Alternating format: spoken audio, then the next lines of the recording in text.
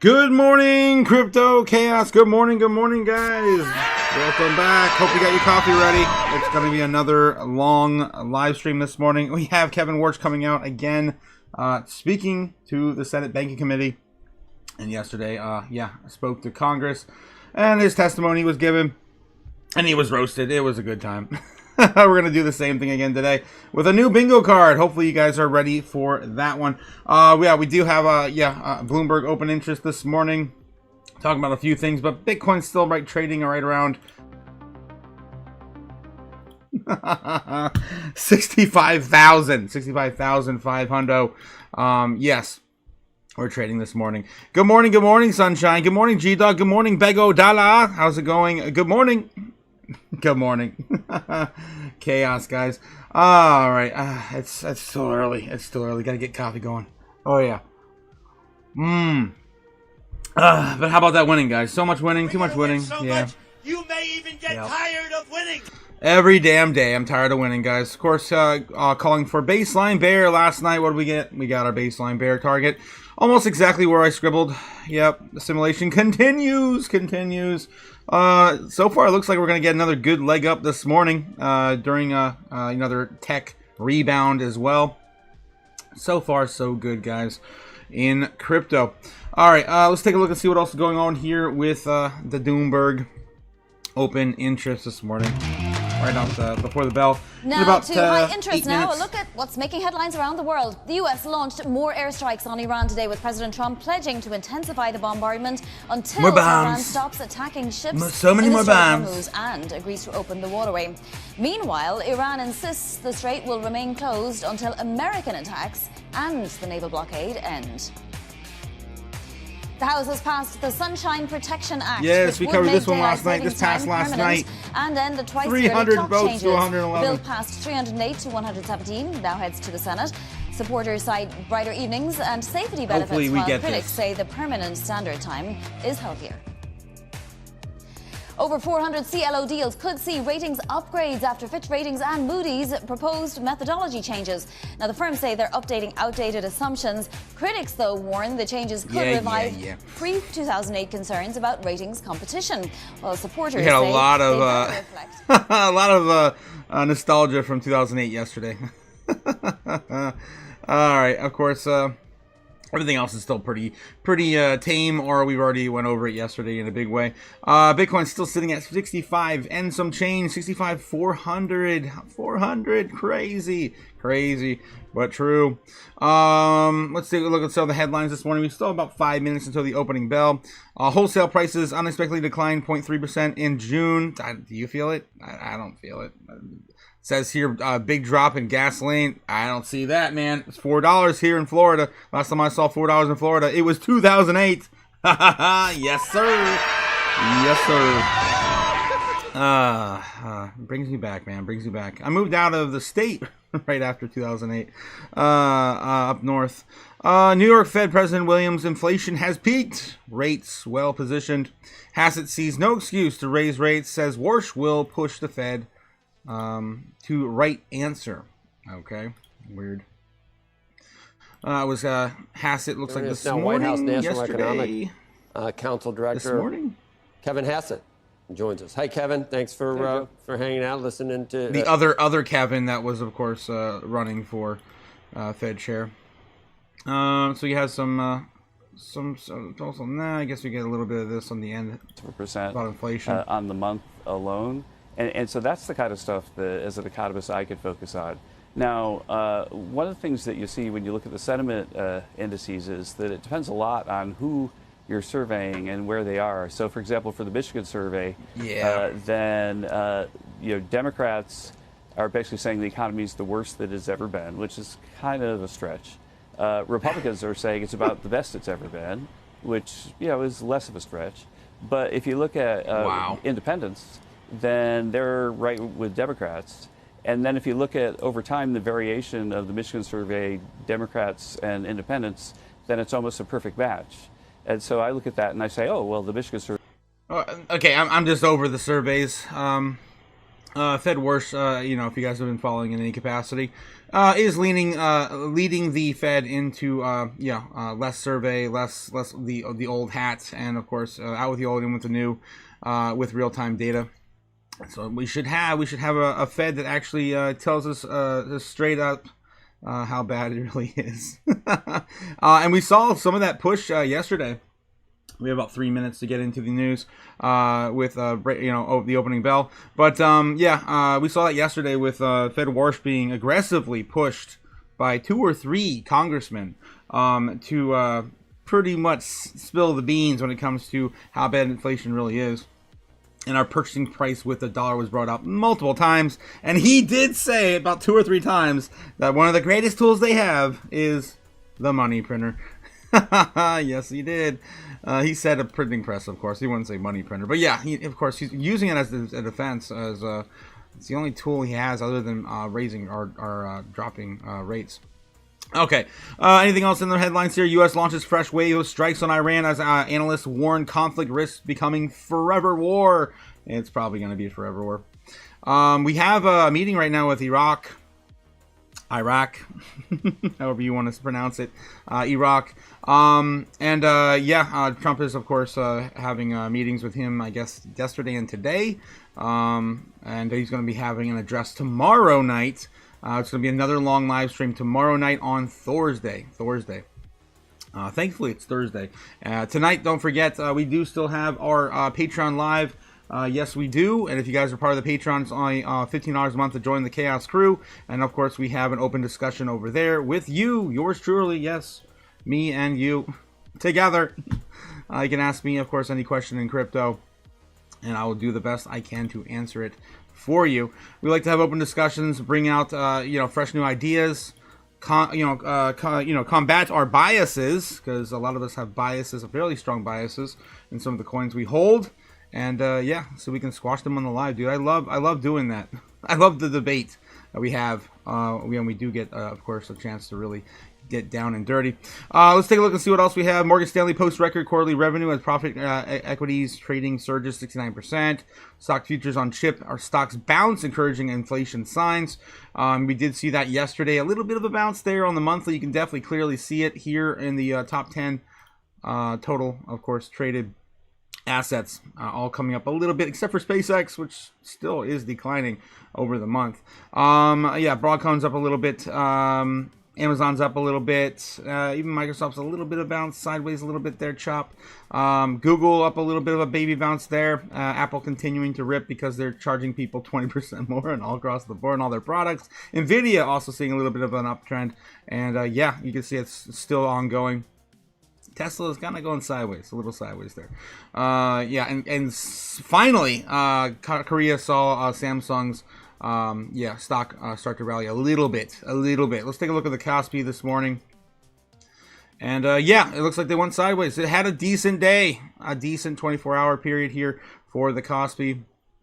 Not too bad. It's been just brutal the last 5 days, last month trading session. We're starting to see a little bit of recovery here on the Kospi. Signs are all looking good, guys, for, of course, a rebound for crypto, at least for the month of July. Don't get too crazy about August yet. We still have to get clarity passed. Don't get too crazy about the later months of the year just quite yet. We still have a lot of headwinds to jump over. All right. Good morning, Crypto Quinn. Iraq. It's so hard to say that damn word. I have to remember to say it. Everything pumping except for Swift Coin and Ngwe. Feels bad, mans. Yeah, feels bad. Not feels good, mans. Yeah. The inverse of that meme. Yes, sir. I hear you. All right. We're taking a look and see what else is going on here. We have to get into the opening bell right now. Yes, we're going to miss it. We're going to miss the opening bell. Boom. Let's get on over there. Now. Going off again. The Dow, that is up 0.2%. Ding. Down at the New York Stock Exchange, we have the hosting committee for the New York, New Jersey FIFA World Cup tournament. Do not try to contact me at 3 p.m. I will be rooting on England. Don't give me your bullish predictions on Argentina. I don't want to hear it until after that game is over.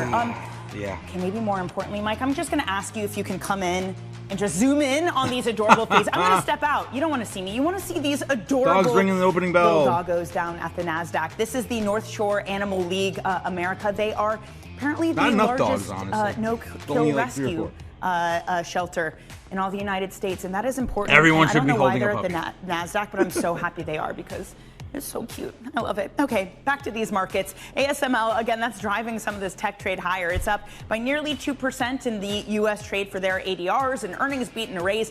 It also plans to boost production to meet demand. Again, the chip makers selling off, Vonnie, this morning. SanDisk down 3%. It might just be because, I don't know, they had a good day yesterday, and it's a ping-pong narrative, and they move not necessarily on any news these days. Yeah, I mean, SK Hynix itself, the ADRs were up 27% yesterday, Danny, so I think there's a lot of churn going on in this market. Meanwhile, Morgan Stanley reporting record stock trading revenue and a huge inflow of assets for its wealth management business. BlackRock total assets are above $15 trillion for the first time as industry-wide earnings top estimates. Let's bring in Crossmark Chief Market Strategist Victoria Fernandez. And Victoria, let's start on those bank earnings. Incredibly strong. The reaction wasn't even across the board, but for most of them, huge gains like Goldman Sachs posting in bank earnings. Not just record trading when it came to their equities business, but also its best day in terms of the trading of the stock itself since we had Liberation Day.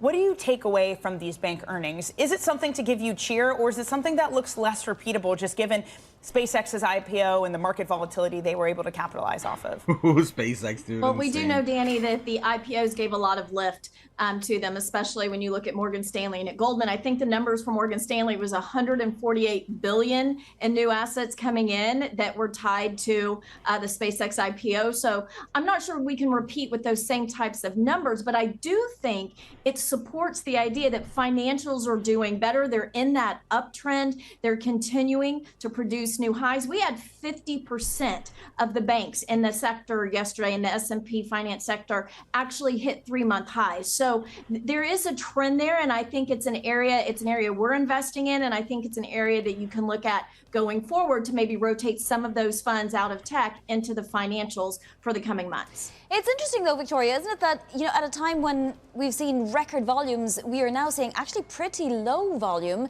Have people started to step away from their desks for the rest of the summer, or what exactly is going on? Maybe so. Maybe they're all going to the game today, like Danny wants to do, right? I don't know. Maybe World Until Cup after all the distractions are over. Around. Probably. All right. Let's take a look and see how, Kramer and friends are doing this morning. What are they talking about here at the morning open on Wednesday? 13 on a 2-year, Jim. It's essentially a straight line. Assets under administration, 62.6 trillion. Do you know that was a better performing stock? Ooh, they have Larry Fink coming up too. Damn it! JP Morgan.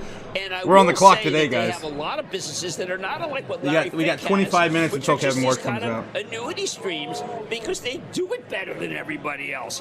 And no, we got Larry. Came from Goldman. He's Damn a it. smart guy. Alexander Hamilton didn't work at Goldman, but he was there too. Oh, it's gonna be so much chaos today, guys. Right? I fell asleep during the play. I had obstructed seats. What could I do? All right. I'm gonna have to leave this one going on the sidelines. Wait for confirmation when we get BlackRock's Larry Fink on this morning. We'll see when that happens. How you guys doing this morning? Good morning, Chaos. Good morning. Hello, Chaos. Happy joy to Joyce in the chat. Michael X, Crypto Junkie, I have to mention this. Gwei won't pump for a while, to be honest. Cool off time. You guys are waiting for Gwei. I kind of agree with Mike. How you doing, Michael, this morning? How you doing? We got to catch up, man. It's been a minute. But Gwei's not looking so hot this morning. We did lose another level of support yesterday. We did lose 5. And we, are now sitting at about 4 cents for. And to be honest, right now, I'm starting to consider just kind of shaving off a little bit. I have a huge position still, and it just sucks, guys. I'm looking to maybe sell a little bit at 5.3 on the way back up. Again, my legs out are now getting even worse. But I'm not giving up entirely on the Gwei returning. Just my time frame on the Gwei returning and the amount of tokens I want to sit on. So If you guys want to get an update on that, we'll of course be talking about this even more tonight on the Patreon Live. I don't want to spend too much time this morning because we have a lot to go over. But yeah, I'll be looking at resistance to a ladder out. That's still what I'm doing. It's still my plan. It's just I've already started doing a little bit this morning. I sold off like 5% this morning. Maybe another 5 this afternoon. We'll see if we see a retest of maybe 5, 6, and 7 or 8. And I'll be de-saying out a little bit there just to try to trim my bag. It's too big. It's too damn big. All right, and that's only, again, 4 or 5% of my portfolio. Again, your miles may vary, and if you have way more than that, you are doing it wrong. All right, here's Larry, guys. He's on. 12 months. Larry's on. Record revenues, record operating income, and much of it has to do with as more and more clients are seeking their retirement savings in different platforms, or they're seeking higher returns, they're seeking to grow with their country, and I think that's an important component. And so, BlackRock is a huge beneficiary of that, but we're probably the best positioned firm in the world to take advantage of this growth of the capital markets, both in public markets, private markets now, and in investment technology, and it's showing up in our performance. Well, let's talk about private markets, because this is something that we spend so much time being negative about. I look at your private markets, and I always say, and I've asked you many times, how about letting individuals and some of these things, your private markets are generating a greater return and far less risk than everybody else. What are you doing that makes it so that these are so compelling for both, I would say, for if you want retirement, but if you just want to make a little more money? Over time, our private credit funds have returned about a 10% return annually. Even this year, with all the uncertainty, so far it's up 1.5%. And typically, you're trading the liquidity for higher return. So for those investors who can't afford illiquidity, I don't recommend these products, but for institutions like insurance companies that have long liabilities, where they don't have to be as cautious about their liquidity, earning 150 to 175 basis points in a diversified portfolio has proven to be a successful strategy. It allows them to pay higher premiums, higher returns to their annuity clients and other clients, and so this is just a major component of that.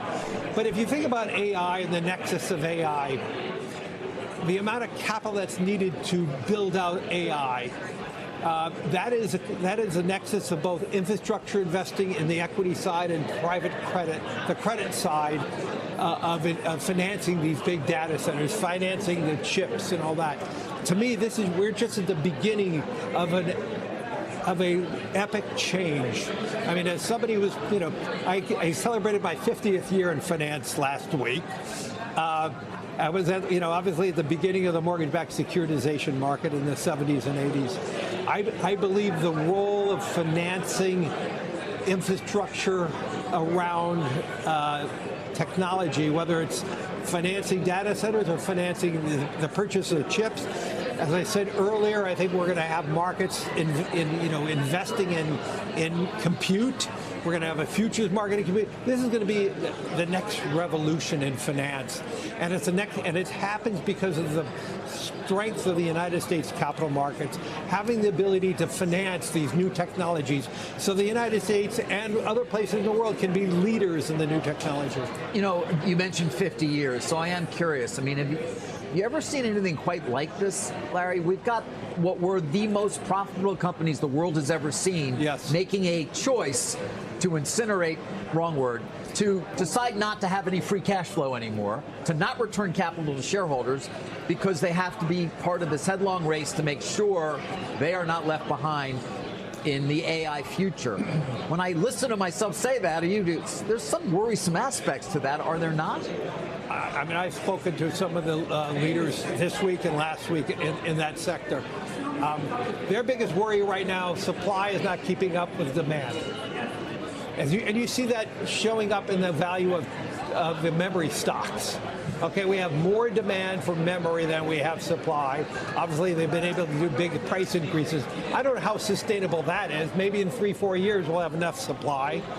But, and so what we see as a big investor in data centers, the demand for compute is not slowing down, it's growing faster. The problem we have as a country, we're not investing fast enough. So I have an opposite. So we're just not even, we need to do even more. I mean, $1 trillion CapEx spent from 6 companies, not enough. I believe it's, well, not just there. We're not investing in our grids fast enough. We do not have enough adequate supply of power. And that's what is creating some of the issues. Damn, that's insane, Larry. They're worried about electricity prices for the consumer, which is a legitimate issue. But other states that have more power and more capability of delivering power, and delivering power that is not going to raise the price to the consumer, are going to be the big winners for growth. Yeah. So in the last quarter, we contracted close to 1 gigawatt of power in Pennsylvania. Okay. We're financing another big data center in another state. And in my conversation with every hyperscaler, demand is exceeding supply. And yes, you're right. These large companies used to be balance sheet light. And now their business has changed. And but that's the role of the capital markets. And I promise you, these are going to be great investments for individuals. Right. If we could, but you've got to know that the underlying business model ultimately that we get to is going to generate enough revenue and profit to be able to pay for all the data centers. They're not cheap. Yeah, they're $50–60 billion for a 1 gigawatt. What I worry about, Dave, is not the demand side. I worry about, can all of society benefit from AI? Because right now, compute is so expensive. My questions to everybody in the hyperscaler business is not whether they have enough demand, is how quickly can they bring down the cost of compute. I'm not worried about BlackRock paying for the AI, and I think we've been a huge investor in it, and our systematic equity team has really benefited with the flows and the return. But I worry about the small and medium businesses. How are they going to be able to compete in this new AI technology They're not world? going to. So the biggest question I ask behind the scenes is, how quickly can we bring down the cost of compute? And okay, they tell me it's like a Moore's law, and how quickly they can develop faster and faster analytics to have faster compute. But unless we develop better technology and better systems in our grid to provide more power, more consistent power, I believe the United States must be power agnostic. We should not care if it comes from solar or hydrocarbons. We have to be there, but we don't have we need to be manufacturing the solar panels in the United States, building the battery storage. At least we can do the battery storage here. We do. So those are my worries. Yeah. My worry about is not a bubble. My worry about we don't have the ability to build fast enough. And then I go watch China.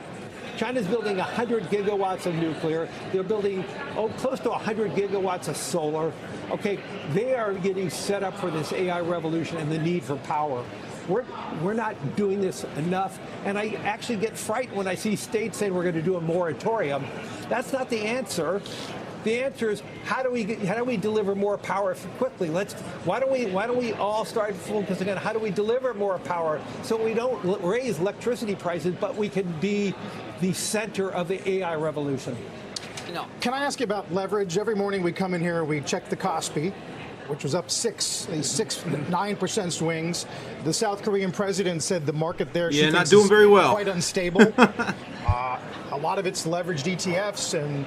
What does Daddy Think have to say about that? Don't really do. Right. Do you worry about that, though? Is it a global risk factor? No, I really don't worry about. There's not that much leverage in this compared to 2008, 2009. Now, maybe the Korean market has that embedded leverage in it. There is no question, as I said it in earlier times when I was here, I was always worried about the leverage in Bitcoin and crypto. There was too much leveraged players in it. That's why we had the washout, and I think there's more stability at these levels here. But no, we don't see that much implicit leverage. For the scale of the capital markets today, the leverage is not as large. I mean, that doesn't mean there's not pockets. But no, I, as I said in my prepared remarks this morning, I'm very bullish on the markets over the next 12 months. I think the technological revolution we got Daddy Think better margins for endorsement more this morning. I mean, think about BlackRock. We've raised our margins increased by 260 basis points over the last 12 months. A lot of it is using more and more technology. Can you keep those margins going? You said you don't see 45 to 46% margins as a ceiling. You pointed back to 2021. Yeah. Your business, though, is very different than it was in 21. Yes. So I'm sort of curious, what's the mechanism that gets you back above 47%? Continuing driving more growth in our private markets area, which we see incredible momentum.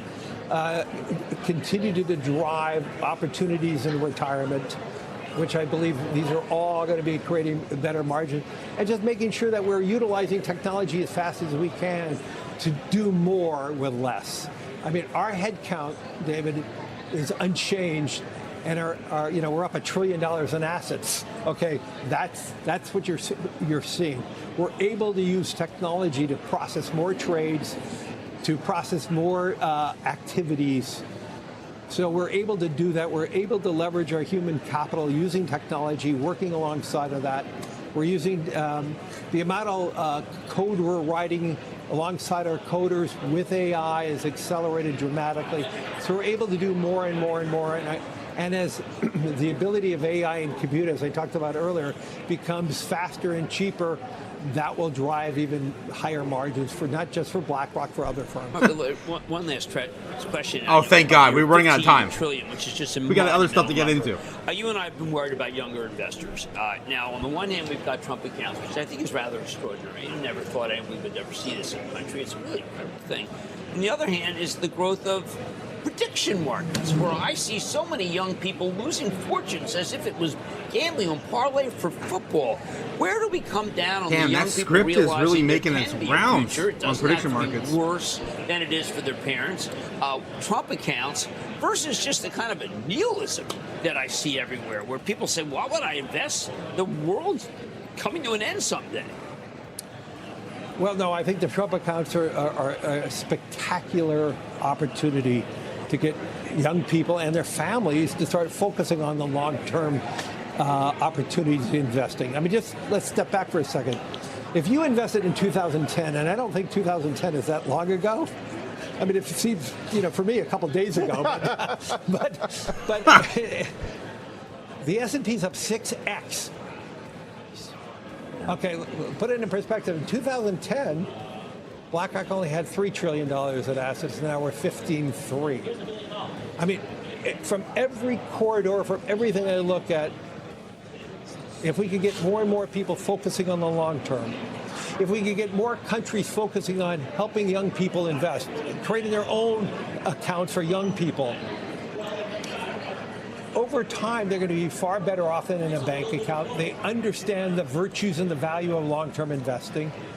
And I think we're going to be better off. I mean, I truly believe if we, in 2004, there was a large push towards changing Social Security, and it was shut down. I do believe it's time for us to reevaluate the virtues of Social Security and focus on the opportunities and to invest in things like these long-term plans like the Australian superannuation funds. Australia has, 28 million people, and it's going to be the top pension assets in the world because of all the long-term saving. I don't spend any time in the prediction markets because it's an anathema to how I think. Exactly. I don't care about what's happening today. I don't care what's happening actually this week. I care about how can we enjoy the opportunities, how technology is going to reshape the world.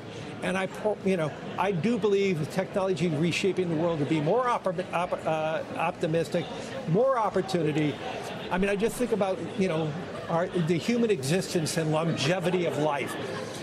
All the science and new technology, we're living healthier lives. We have an opportunity to fulfill a healthier life. Only the rich are living healthier lives. Live longer, I mean, we're going to have to be investing for longer term outcomes. And all of that, in my mind, spells opportunity to grow with your country. And so we're working with many other countries to create childlike accounts right now, because we believe that's a big opportunity. I have a group of, at BlackRock today, man. Unpack a lot of this crap that you just said. Individuals from one country, and they're going to be launching, a transformation in their retirement account. They're also focusing on how do we build a mortgage-backed securities market in their country. They're looking with envy about how the United States capital markets transform the U.S. economy, how smart young people can, attract capital and build, how we can finance more home ownership, how we can do all this stuff. They're looking to the United States, and they're looking to BlackRock to help them execute. All right, well, look, I hope people in the media would look, too, because I feel so downbeat until I listen to you every day. And then I know 15 trillion in the right place. Larry Fink, BlackRock. He always kisses the ring. Kramer always kisses the ring. Okay. Nice update there from Larry Fink, of course, from BlackRock. Daddy Fink has spoken. Guys, this man moves markets. Okay, so yeah, looks like the future is going to be driven by I guess long-term retirement accounts and not any reliance on the Social Security moving forward. Sounds like he may know something is up, like Quinn said in the chat. Yeah, I was a G-Dog.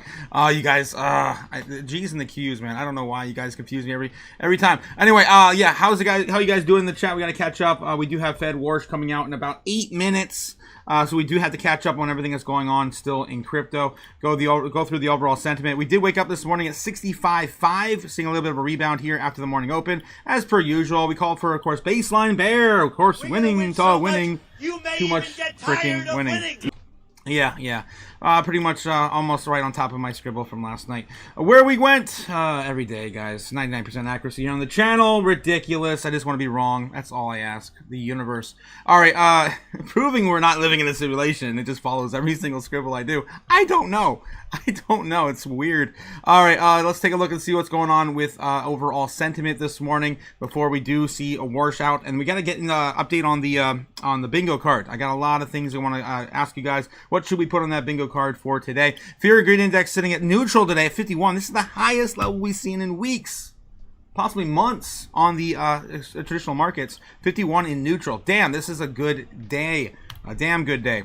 Bitcoin and crypto assets right now sitting at extreme fear at 25. Again, on the higher side of the spectrum. Yesterday's trading session in America was about 22. The Kospi opened up at about 25.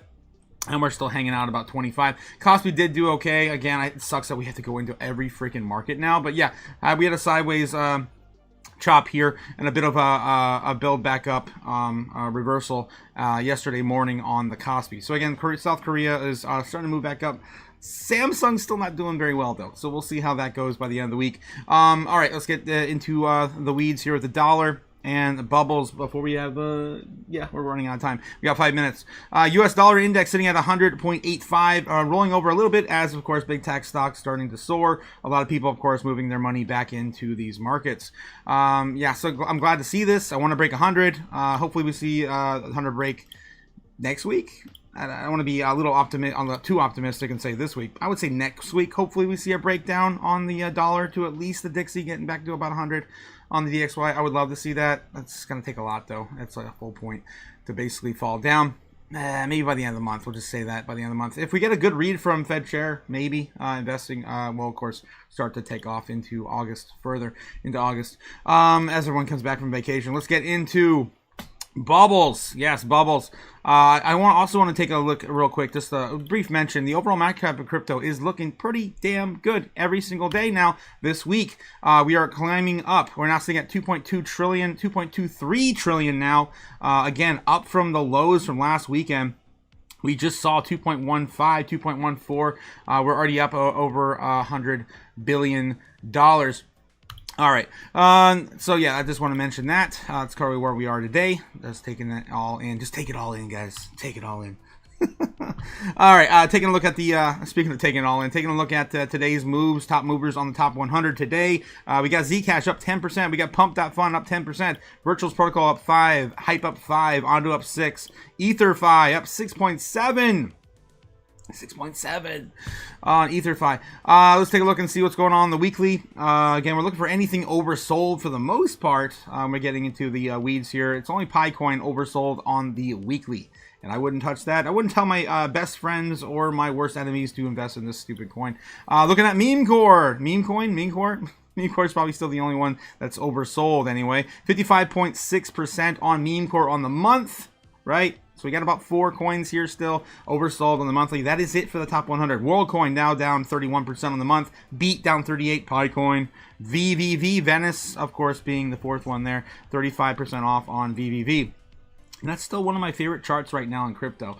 If that one comes back with a vengeance, that could be a good time. All right, taking a look at the top 200. And I should probably invest some into that. Probably.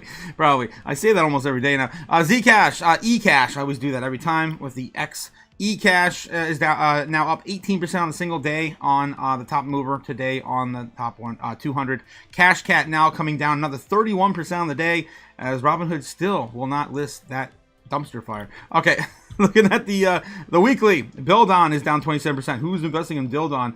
Nexus, the exchange token, is down 34% on a weekly basis, and that's it. Those 2 coins are the only things that are oversold here on the weekly on the top 200, and on the monthly, we got Bildon, Nexus, and Humanity. That is it. Genius just broke the top 30% off here, and Chili's continues to be oversold. That is it. BTW. There's like 5 coins here in the top 200. The most pain here is seen in the top 200, but still nothing, nothing what I want to see, right?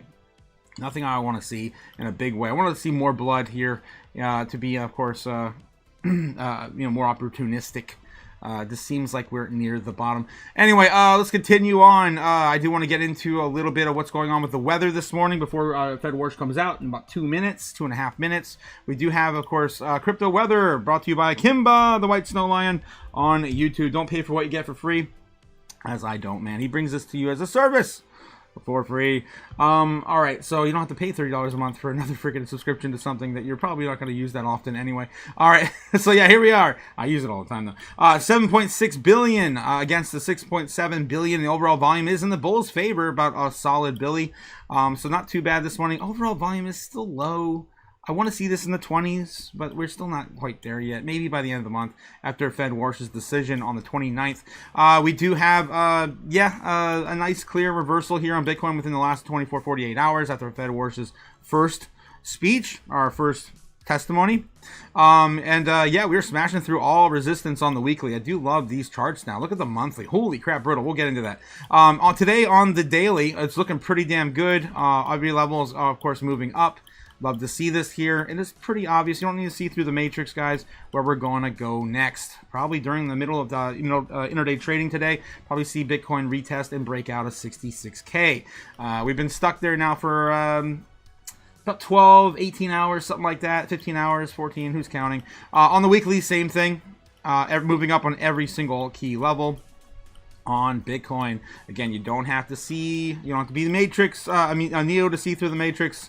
It's right there. And on the monthly again, of course, the same thing over here. We are breaking through some of the strongest levels on the heat map we've ever seen in the past, year or so, 6 months to a year. And we're about ready to smash through that little bit. We have tiny bit we have left. We have a sliver of that leading into about 66K. We did touch 66K, I believe, overnight. If I am not mistaken, not quite. 65.5 is still the highest we went on a wick. Even on Binance, 65.7 probably, 65.6, 65.6. All right. So anyway, after today's moves and destroying about $200 to $300 million of shorts from the bears today and tomorrow or yesterday, the strongest levels on the heat map are going to be, of course, at support, and we're building, we're filling in that gap between 60,000 and 55K. So looking pretty good either way for Bitcoin, at least on the short term, maybe the midterm. And obviously, always the long term. All right. So yeah, that's where we are currently going on with the weather. It's I would say it's sunny. I'd say it's a sunny day. It's a sunny day. Clouds are nowhere to be seen. I would say a 3% to 5% chance of rain. Oh my God. All right.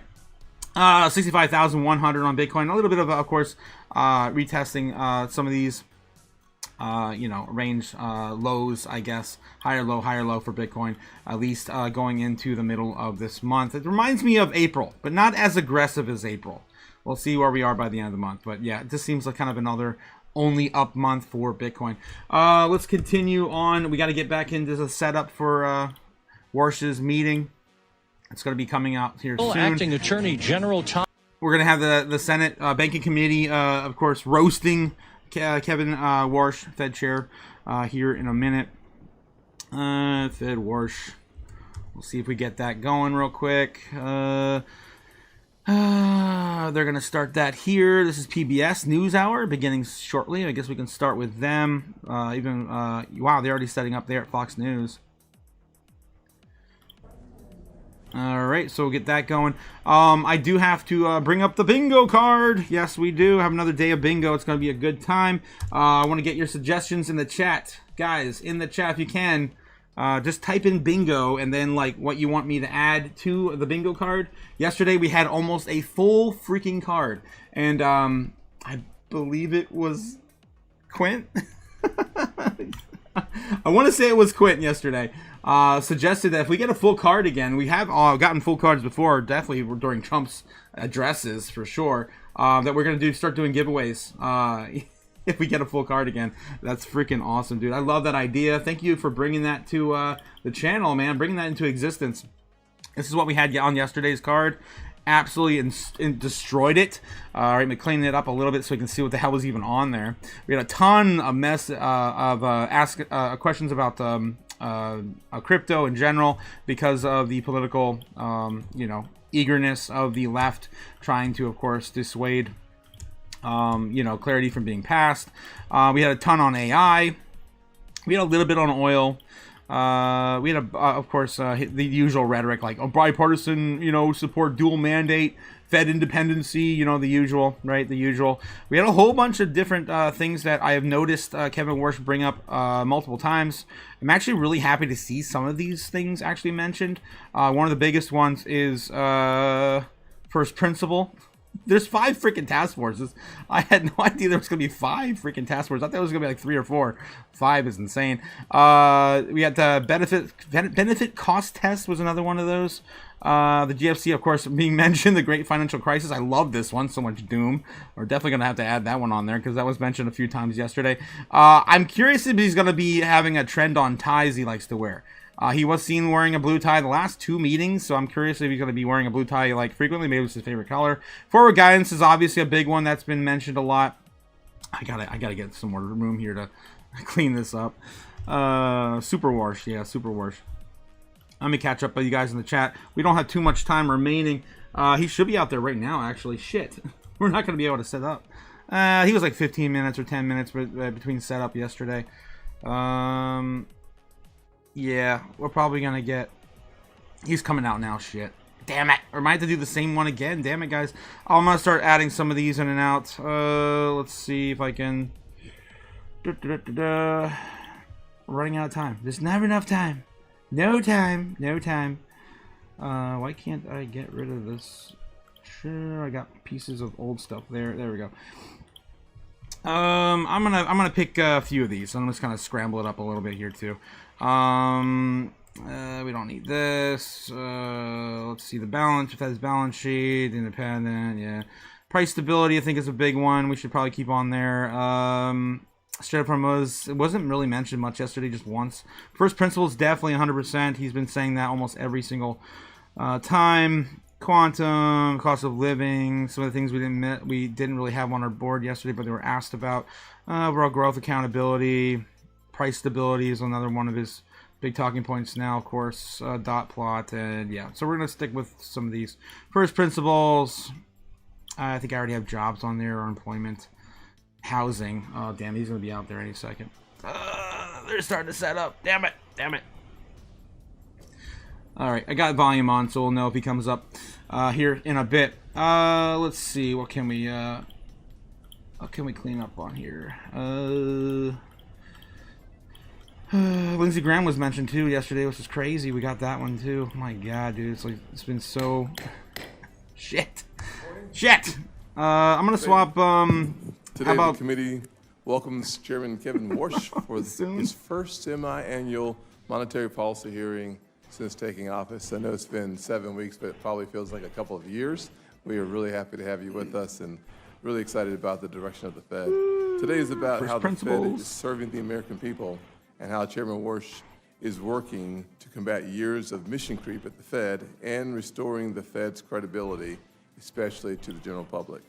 The decisions that the Fed makes affect everyday life in South Carolina and around our country. For example, those decisions affect the mortgage payment a couple is trying to afford, the credit card bill a single mom is trying to pay down, and the decisions a small business owner makes about whether they can afford a loan or not. Frankly, the Fed even has impact on the interest rate environment. As you know, Ranking Member and I spent over a year working on a housing bill that will actually help us increase housing supply, help us expedite the process of building a house through NEPA reform. It'll create more diversity in housing selection at the end, the removal of the chassis requirement. These are important issues that will make housing I'm not going to double down on Sticky this time. Incredibly easier, but it will never get to the main point of interest rates. The interest rate is something that you control that we don't control. I was proud of We him want to mentioning follow the facts, however, Sticky. I mean, because that is even saying really the word important is really for the hard for a long-term Fed chair. durability of our economy. He's going to find out. But in North Charleston, where I sound grew bites up, that come families out. do not talk about monetary policy, Kevin. Same thing with transitory. They just don't talk in those terms. We'll cycle that out, But they too. fully understand the principle that when prices rise faster than paychecks, it's really hard to make their ends meet. That is why affordability They're not keeping must up with be at the inflation. center of It's our that simple. conversation. The Federal Reserve Okay. has a mandate There we to go. pursue, That's gonna be our new one. a strong labor That's the market best I could do under through maximum such employment tight and stable time prices. constraints. Those are serious responsibilities, and I'm glad that you are the man for the job and you've taken it seriously. They require clear thinking, He's steady gonna be speaking in leadership, any and moment. the commitment to follow the data, no matter the political ramifications. All It right. also requires There we go. understanding the forces shaping our economy, including AI's impact on jobs, wages, productivity, and prices. Independence is not a slogan. It is a responsibility. And the best way for the Fed to protect its independence is to stay focused on its mission. For too many years, the Federal Reserve drifted into issues outside of its core responsibilities, and America paid a price for it. Mission creep makes the Fed less accountable and undermines public trust. I am encouraged by the steps that you are taking to reform our central bank. That starts with a more disciplined approach to how the Fed communicates, moving away from overly detailed predictions about where interest rates might be going in the next several months is a helpful step to make sure the Fed is able to adapt when conditions change. Families, small businesses, and markets are better served when the Fed follows the data in front of them, not a forecast that may change in an instant. Less guessing and more discipline will help the Fed stay flexible, credible, and focused. The 5 independent task forces that you set up also sends a very important signal that the Fed is willing to start from its core principles and pursue thoughtful reforms to deliver on its statutory mandate. You and I had a quick conversation before walking in here, and I wanted to note that I think that the working groups are fantastic. Frankly, I think that the composition of the working groups is really important. One of the things that we talked about was a balance sheet working group. I must concede that I'm a fan of Abraham Lincoln's approach of these team of rivals, and it seems like you have Jeremy Stein, you might know Jeremy, from Harvard, as well as the former governor of the India Central Bank, Mr. Rajan. They have very nicely put competing approaches and philosophies about the balance sheet. But if you're going to be intellectually honest, you need to have a serious debate about what direction to go and, frankly, how to get there. And so I'm really excited about what you're doing there, and I look forward to hearing how that works out for you, for the Federal Reserve, and more importantly for the American people, because unwinding a balance sheet the size that we have today is going to take a deliberate effort that will have to be paced properly, not to create instability and volatility in our market. So thank you for taking that seriously. As AI reshapes the economy, the Fed should understand its impact on jobs, productivity, and prices, and the financial system without using technological change to expand its mandate. That same discipline should guide the Fed's approach to bank regulation. The U.S. banking system is sound and resilient, but we cannot take that for granted. Preserving that strength requires regulation and supervision that are clear. All right, during Tim Scott's opening statements, I want to make sure that there isn't another, volume's coming in a little low. I want to see if there's not another one that's a little more peak. You're doing there, and I look forward to hearing how so much better there at CNBC. That might be as best we get. Take it not seriously. There we go. There we go. As AI reshapes the economy, don't like the camera Fed angle, but it's should better. understand its impact on jobs, productivity, and prices, and the financial system without using technological change to expand its mandate. That same discipline should guide the Fed's approach to bank regulation. The U.S. banking system is sound and resilient, but we cannot take that for granted. Preserving that strength requires regulation and supervision that are clear, appropriately tailored, and focused on real risks. According to the July 2026 Monetary Policy Report, bank capital is near historically high levels. As the Fed finalizes Basel III Endgame and other capital rules, it should pursue better calibrated requirements that preserve resilience without unnecessarily restricting lending. When capital is stuck on the sidelines, a family in Irmo, South Carolina may find it very difficult to get a mortgage. A small business may find it hard to get a loan. A community bank may spend more time satisfying Washington than serving its own customers. That is why this committee will continue pressing for regulations that protect the system without cutting off access to credit. I want the Fed to be very successful. We need the Fed to be successful. Prices become more stable when your job is done well.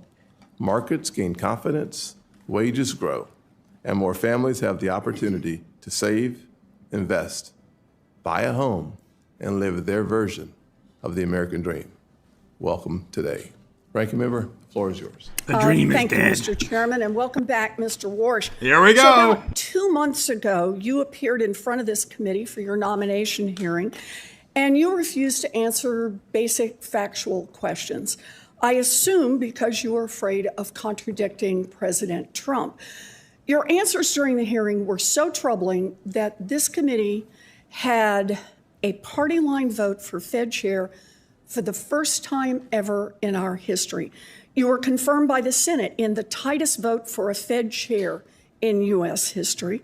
So you now face an uphill battle to show that you have the independence needed to run America's central bank and to serve American families and not just President Trump and his billionaire friends. Now, President Trump's corruption and failed economic agenda is raising costs across the board. Inflation has kept real wages from growing for the third consecutive month. That means in the Trump economy, families are falling behind with less to spend every day that goes by. High interest rates are making mortgages, auto loans, and credit cards more expensive. More and more people are falling behind on their bills. 95% of Americans believe that the U.S. is suffering an affordability crisis, while President Trump continues to call affordability a hoax, telling Americans their concerns about the cost of living are made up. Lower interest rates would provide some relief to families, but the Fed hasn't lowered interest rates and may be forced to raise rates even more, all because of one man, President Trump. Now, the president knows this, so instead of changing course, he wants to take over the Fed. Installing you as Fed chair was a critical part of his plan. You reportedly told the president exactly what he wanted to hear in your Oval Office interview, and Trump confirmed it afterwards, saying, quote, "WARSH thinks you have to lower interest rates." Now, for your part, you were the only member of the last Fed meeting who declined to submit economic projections that are supposed to show how the Fed's decisions under your leadership are likely to affect American consumers and American workers. People might look at that and conclude that you don't want to tell the truth about inflation under Trump.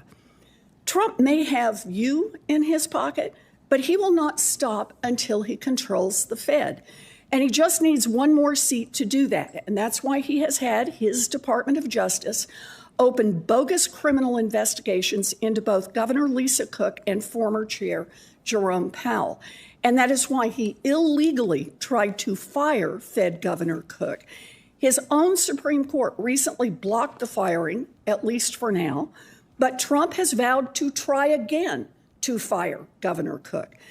The fight for control is a fight over interest rates, but it is also about corruption.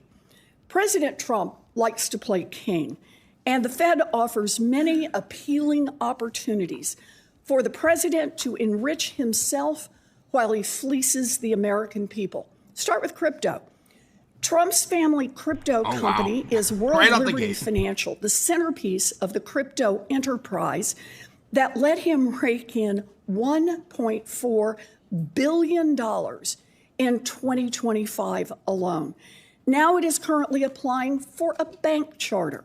After that charter is granted by Trump's own bank regulator, World Liberty could seek special privileges from the Federal Reserve to juice its own profits, like a master account that would give Trump's own company direct access to the Fed's core payment rails.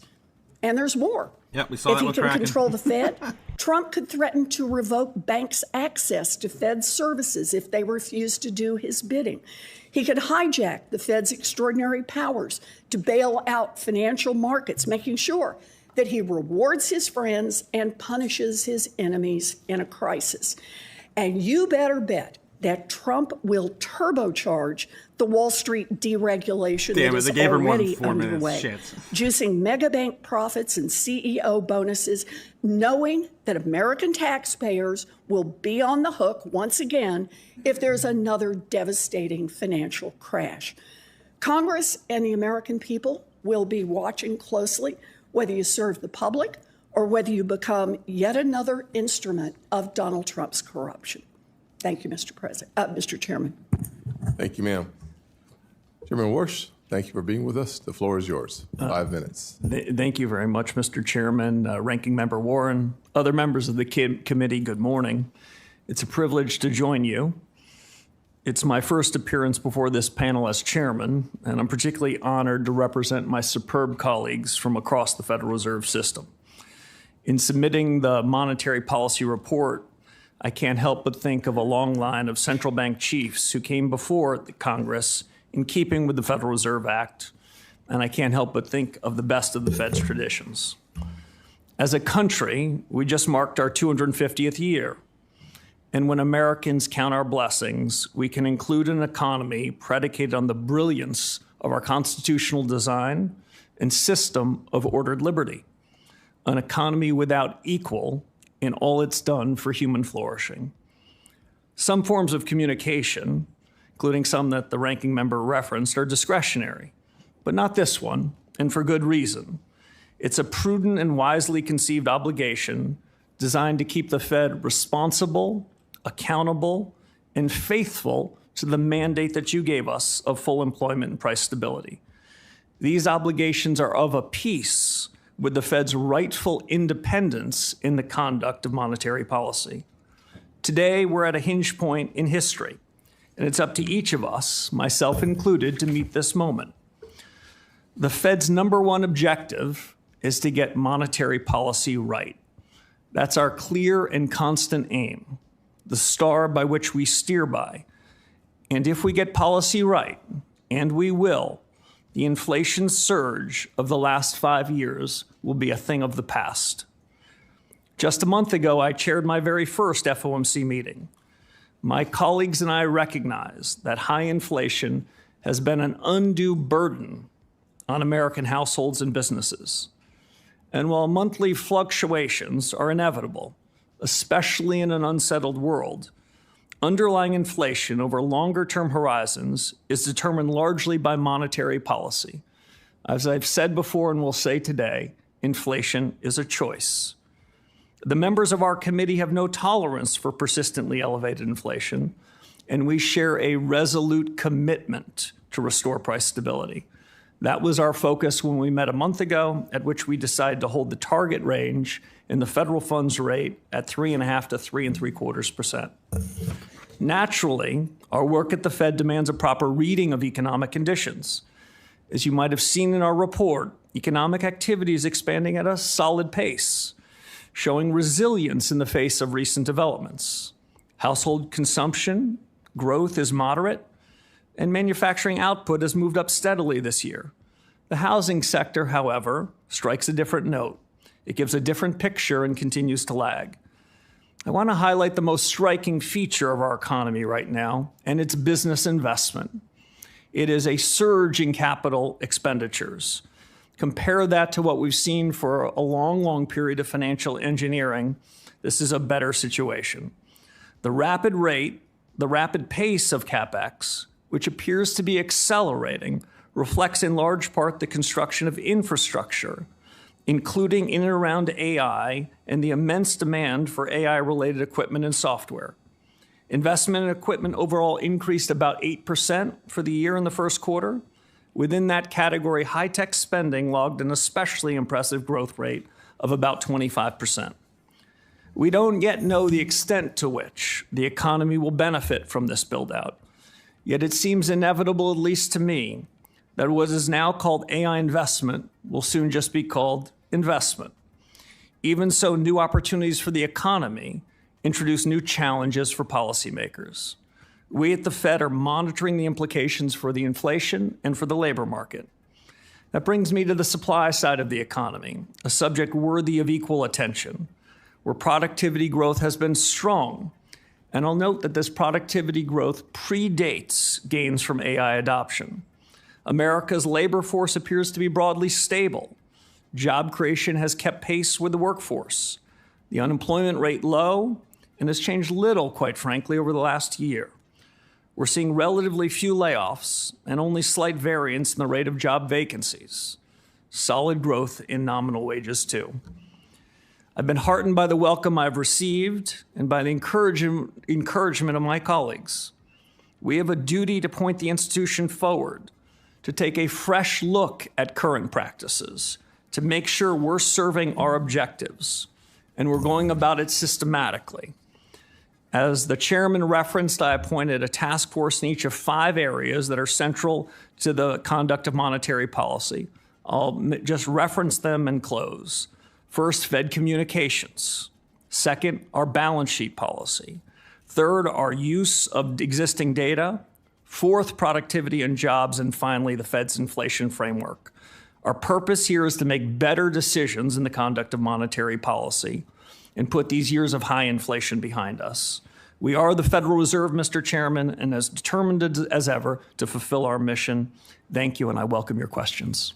Thank you, Chairman. Each member will have 5 minutes to ask questions and get answers, and I'll start that off. And I'll start off with your working groups. I think credibility equals transparency, and the names that I've seen on your working groups, from Doug McMillion, former CEO of Walmart, to Mark Andreessen on productivity and AI, tells me that you're serious about getting real-world experience and expertise involved in making decisions at the Fed.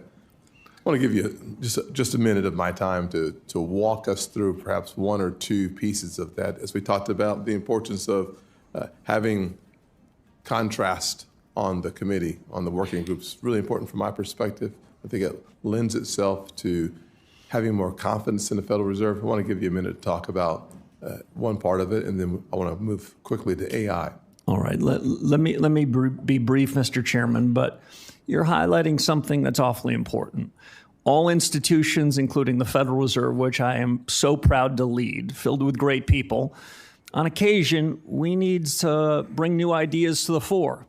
And after 63 months of inflation above the Fed's target, it struck me that any new leader should arrive at this organization and look to the very best minds that we could find. There's a lot of great ones at the Fed, but there's a lot of great ones that aren't even in the economics profession. And I reached out to 15 people who I have known and trusted with a diversity of views to see whether they would take the most important questions that are going to be the determinants of monetary policy and the determinants of the economy in the next 5 years and see if they could sharpen their pencils and do their best work. It's a move towards transparency and new ideas. I'll just give one example before turning it back to you.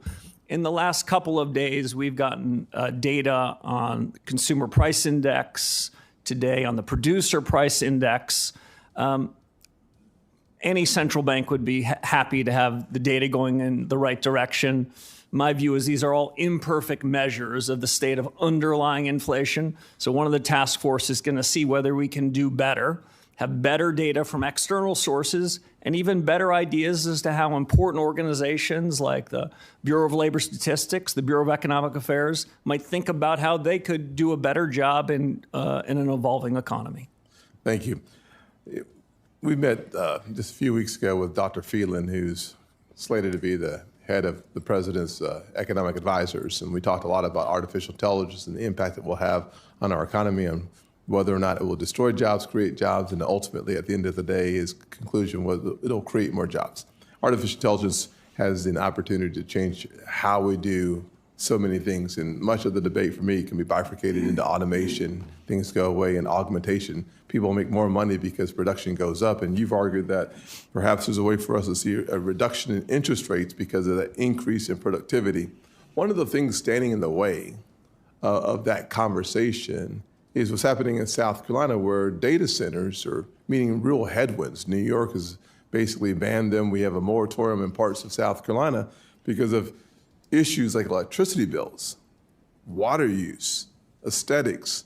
So getting to the future that we're talking about, and frankly, beating China in this AI race might come down to something as important as electricity bills and water usage, which could prevent us from having a serious conversation about productivity gains. Thoughts? Yeah, I can't think, Mr. Chairman, of a more consequential change to the U.S. and global economy in my adult lifetime than the surge of investment and the potential in around AI. That's part of the reason why one of my task forces is to focus on what's the effect of this general purpose technology on both parts of the Fed's mandate, on ensuring stable prices, but also on full employment. You gave us both parts of that. Yep. We don't have any legislative orphans at the Fed. There's no disfavored part.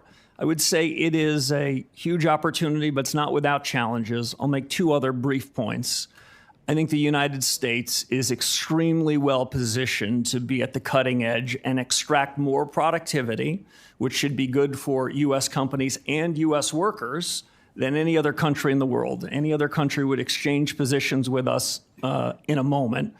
Second thing is, I do want to make it clear that in the near term, I think this investment is probably quite good for jobs as we're building out the infrastructure. And over the long term, my best guess is that this will improve American productivity and will improve the real wages and will help us on full employment. But between the short term and the long term, it can have a disruptive effect. And we're attuned to that. And that's part of the reason why I wanted to shed some new light on it with some outsiders. My time is up, but I will submit one question for the record around the issue of indexing our regulatory thresholds. We've seen so much growth in the since 2019 that our institutions might need to see a little recalibration on the thresholds that we have put upon them. Ranking Member Warren. Thank you, Mr. Chairman. So the Federal Reserve has long been plagued by a culture of corruption and coziness with Wall Street. Over the last 5 years, at least 6 senior Fed officials have been implicated in serious ethics scandals related to personal stock trading and self-dealing. But instead of trying to repair this broken culture, I'm concerned that you seem to be embracing it. At the time of your nomination, you owned more than $100 million worth of shares in private investment vehicles called the Juggernaut Funds and THSDFS LLC. And you refused to disclose the underlying assets to the Senate and to the public. You say now that you've sold those shares. In other words, somebody wrote you a check for more than $100 million days before you entered office. Chair Walsh, Who wrote that check? I'm sure she's going to bring up the Senator crypto Warren, this is a investments discussion too. you and I had in the public square 7 weeks ago, and I'm thrilled to tell you that I have fully honored the obligations I had under the agreement I had with the Office of Government Ethics. Yeah, I'm there is glad you continued did, but disclosure, I which I'm asked happy to make I as asked consistent you a with the very agreement. specific question. Who gave you $100 million right before you were sworn in? Was it a billionaire who has business with the Fed? Was it Stanley Druckenmiller, who's made billions of dollars betting on what the Fed does? Or was it a different billionaire? Who gave you the money? I will fully comply with the Office of Government Ethics. That's not an answer. Well, it is an answer, actually, Senator, because there it's are not. obligations, It's and I will $100 satisfy them million completely. that you got just before you were sworn in, and you won't tell the American people where it came from. Let's go to another incident. As you know, the Fed imposes a blackout period where senior Fed officials are prohibited from talking about economic issues with outsiders. The idea is to, quote, reinforce the public's confidence in the transparency and integrity of the monetary policy process. In other words, no one gets some special insider information from the Fed. But shortly after your first FOMC meeting as chair, right in the middle of the blackout period, the Fed's vice chair for supervision, Michelle Bowman, was reportedly the featured guest at a secret dinner hosted by Bank of America for its hedge fund and Wall Street clients. At this closed-door dinner, she reportedly spoke about both monetary policy topics and regulatory policy. Now, I've called on the Inspector General to review her conduct, but you're the guy in charge. As chair, you set the tone on culture. Did Vice Chair Bowman provide any non-public information to the attendees at that secret dinner or discuss any regulatory policy matters that are subject to open comment periods? Senator, I agree with one of the premises of your question, which is I do set the culture. Good. After my very first week at the Fed, I sent a letter to the 21,000 people at the Fed outlining our culture. I appreciate that, but we have very limited time and a very strict chairman. So can you just answer the question about the vice chair and her secret meeting? Sure, I'm happy to the extent I can share it with you. The vice chair has been an excellent colleague in my first 7 weeks. I'm aware of the letter you sent to the Inspector General. Out of an enormous respect for him, his investigation, what he chooses to do with it, I'm going to leave to him to do without trying to micromanage that. So you and I'd be interested in the judgments that he comes to. So you will support his investigation. Have you made your own investigation? Did you ask her if she spoke at a secret meeting during the blackout period? I agree with the suggestion that the Inspector General is an independent actor, and I'd be very interested in his decision. You just said you're the guy in charge. Did you ask her about the secret meeting that took place? Did you ask her? I can answer a simple question, which is I wasn't at the meeting. I don't know the facts. No one. But I'd be you very were. interested in the fact finding being done by an independent Inspector General. Did you care enough to ask? How can you be chair and not ask your own vice chair whether or not she violated the blackout period, violated the law? I think it'd be inappropriate for me to prejudge facts that are being discovered by an independent actor. I don't know how you prejudge them if you don't ask. Well, I don't know how to prejudge them if I wasn't in the attendance of a meeting. Did you ask? She's been an excellent colleague. Did you ask? I've asked her a lot of things about supervision and regulation. Yeah, we've been busy doing a lot of real work over the last 7 weeks. I got to say, I'm going to take the same time you did. I just got to say. You hope so. The tone that you are setting is one that seems to invite corruption, and that's going to be a real problem. We've had 7 weeks, Senator Warren, and we've set a tone of performance, accountability, responsibility, and integrity. Senator Rounds has the floor. Thank you, Mr. Chairman. Mr. Warsh, welcome to your first meeting. Thank you, Senator. Let me give you an opportunity. I think I've got some questions that I think are important with regard to the Basel III and what we're going to do with it. But before we get into that, I think you've been basically harassed a little bit in terms of making accusations to you. Let me give you just a minute to perhaps respond in a just straightforward manner to some of this stuff. Anybody give you $100 million? No, Senator. No one did any such thing. Possible that you may have had assets that were sold based upon an agreement that you had as you became the nominee for the chairmanship? Yes, I had earned assets over a long period of time and went over and above any ethics agreements and have sold or in the process of selling, have nearly completely sold everything that I had earned during that period and have rolled those into the equivalent of cash and T-bills.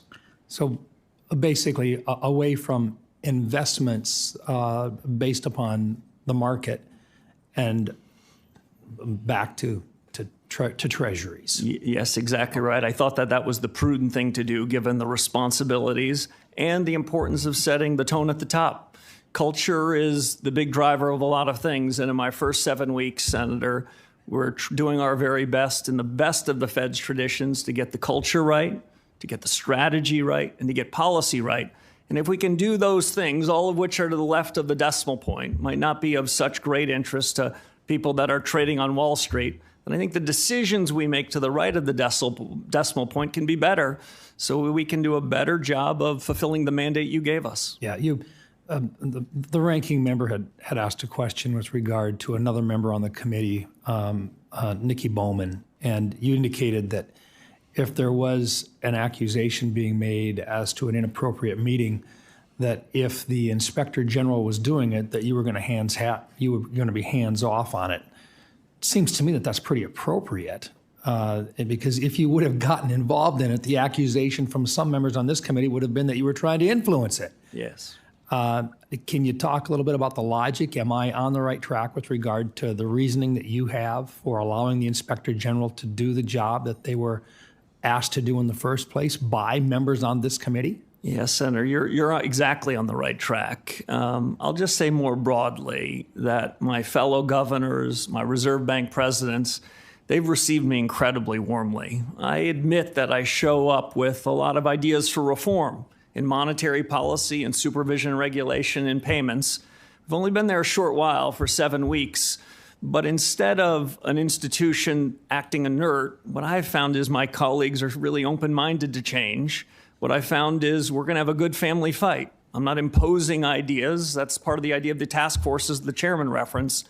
But we're going to try to be better at our jobs, fulfill our mission, be accountable, be responsible, and do it all with the utmost integrity. That's my intention. We're early into this. I don't want to prejudge outcomes. We made a lot of progress in a short period of time, and frankly, I'm proud of it. I like the idea that you're putting together working groups. I think that will give an opportunity for a fresh look at a lot of things going on. As I shared with you in a phone call earlier, it's not a matter of being necessarily vindictive or angry with previous chairs or previous members. It's a matter of making things better for the American people, and that's really what we ought to be talking about today. So let me just, in the minute and 14 seconds that I've got left on mine, let me talk a little bit about Basel III in particular. I think you and Vice Chairman Bowman and the respective financial regulators, I think you've done a good job in terms of your roles with regard to the Basel III re-proposal that was issued this March. The 2023 proposal would have substantially increased common equity capital requirements for Category 1 and Category 2 banks by approximately 19%, failing to strike a balance between maintaining resiliency of our banking system and doing so without hampering lending. I think this is a really critical item, and next to what artificial intelligence is going to do in terms of our productivity, I think it's one of the biggest issues out there. With the June 18th comment deadline now behind us, are there any other categories of feedback that you're weighing more heavily than others, such as the adjustments to leverage ratios or anything along that line?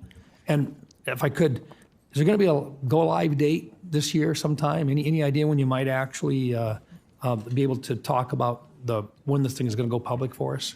Senator, well, thank you for your question on supervision regulation. As I mentioned before, I've shown up with a lot of ideas for reform, not just in monetary policy, but in supervision and regulation too. When I was before this committee some 20 years ago, there was a debate about what the Basel process should be. Boy, we should get to the bottom of that 20 years later, and we should end up with a set of reforms in the United States that makes our financial system and our banks safer, sounder, and more competitive. It is that competition which provides better and more agile credit to the real economy. The Basel Endgame, Senator, is not America's endgame. I am happy to work with international regulators to try to find common views, but we're going to do the right thing for the U.S. economy. As you mentioned, we're out for public comment. I'll be very interested in the comments before we go final with the proposed final rule. Let me just say, this is already off to a good start. But we're going to stay around 5 minutes, period. Thank y'all. Senator Reid, the floor is yours. Thank you, Mr. Chairman. Chairman Walsh, I want to see if I put a cap on this discussion between Senator Warren and Senator Rounds. When will you disclose who brought your assets? When? I believe there's periodic requirements under the ethics laws, and I'll fully comply with them. I think the next reporting requirement is at some point in the next quarter or so. And you will fully disclose who you sold your assets to? I'll fully comply with the law and the ethics agreement. Thank you. AI is making a huge impact on everything we do, particularly the banking system. And as you're aware, an interagency governmental group, Commerce, Treasury, Energy, et cetera, has authorized the major banks, the 8 major banks, to use Mythos to evaluate their security. Would you agree that it's important for all financial institutions to have access to these types of AI tools so that they could analyze their operations for cyber vulnerabilities? Yes, I think the broad financial system has new vulnerabilities with these new technologies. I wouldn't want to just isolate Mythos, though. The other large language models have rival products. The efficient frontier has changed even in the last month. But as these new models find their way more broadly, our banking system and, frankly, the Federal Reserve needs to do all we can to patch any vulnerabilities that we have. What are you doing to ensure that these mid-size and smaller banking institutions have access to whatever AI tool is appropriate as quickly as possible? Yeah, so I share the sentiment, Senator Reid.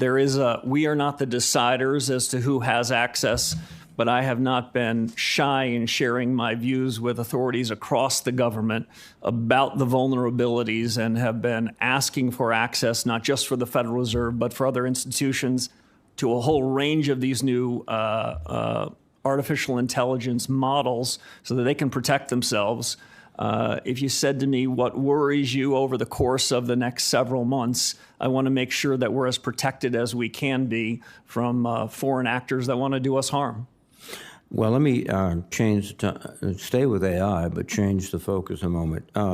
Recently, Governor Waller and New York Fed President John Williams have warned that AI investments may be increasing inflation, and many economists have similar warnings. So are AI investments current drivers of inflation?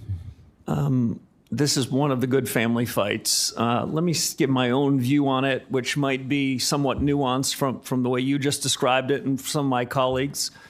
The shock of AI, the supply shock of AI, has an effect on demand and supply. We see the effect on demand much more quickly. We see it in the capital investment I referenced. We see it in the prices of chips that are going up. We're inferring, which is just a fancy word for guessing, when the effects will happen on the supply side of the economy. I don't view a one-time change in prices as necessarily being inflationary, because I think there's a supply response. In that way, this is different from a foreign conflict and what it might do, which tends to reduce the supply side of the economy. Will it increase measured prices over the course of the next 12 months? I suspect it will be. Whether that's inflationary or not, that's up to the Federal Reserve, and we're going to have something to say about that. Okay. Now, one of the interesting things about our economy is becoming more and more productive. But one of the disappointing things is that household pay is not rising relative to that productivity.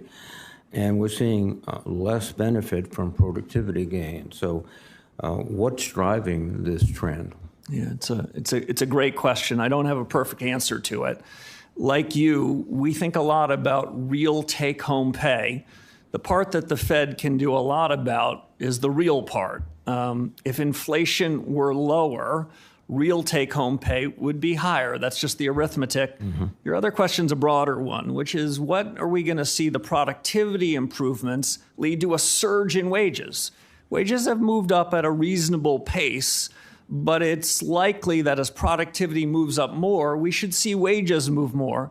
Getting that timing right, understanding when that happens, that's a puzzle, and it's a puzzle we're going to continue to work on.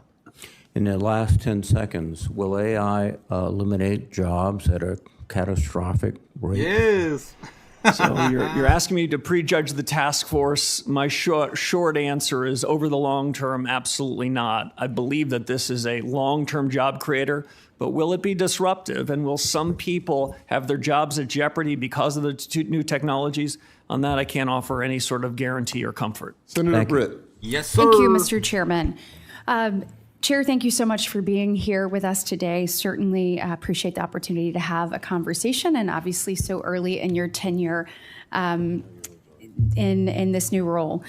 In this year's monetary policy report, one of the most encouraging themes is the increased in business investment that we're seeing across the country. In Alabama and many places, we're seeing companies expand, manufacturers grow, and communities are benefiting from that investment. I believe that these are good signs and that they're also important for the future because they help us determine whether America remains the most competitive economy in the world.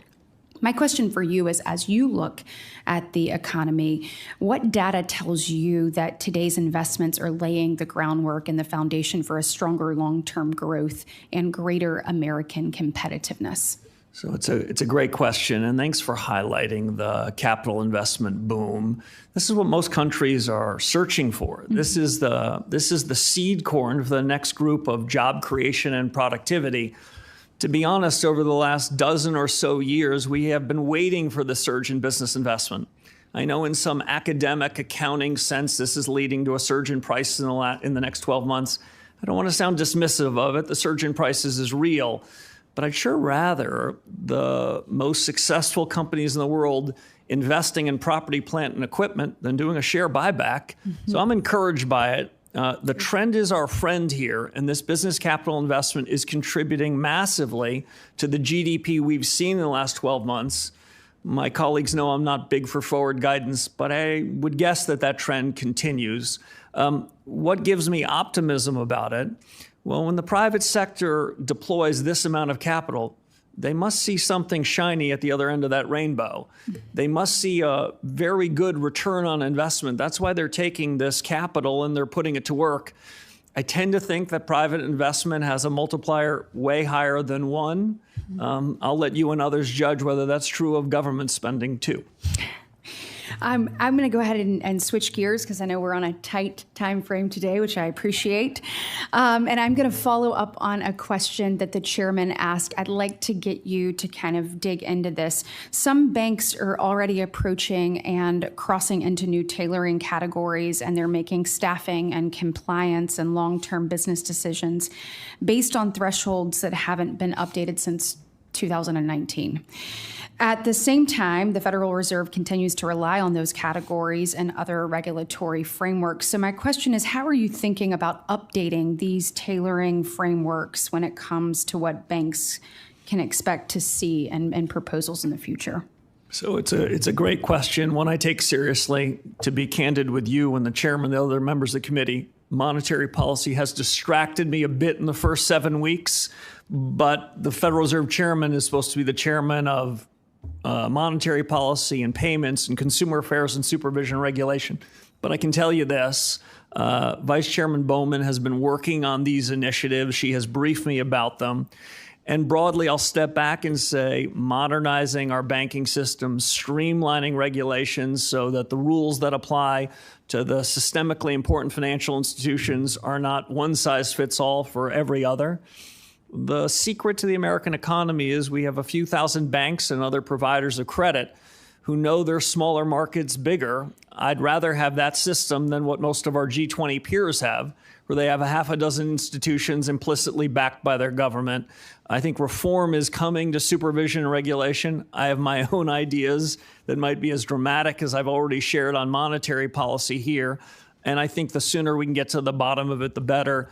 If I could say one more thing, the reforms we've been putting in place over the last 15 years coming out of Dodd-Frank, as we learned in the Silicon Valley Bank example and the First Republic example, they didn't work perfectly. My predecessors had very little choice but then to do another overall bailout. We don't want that to happen again.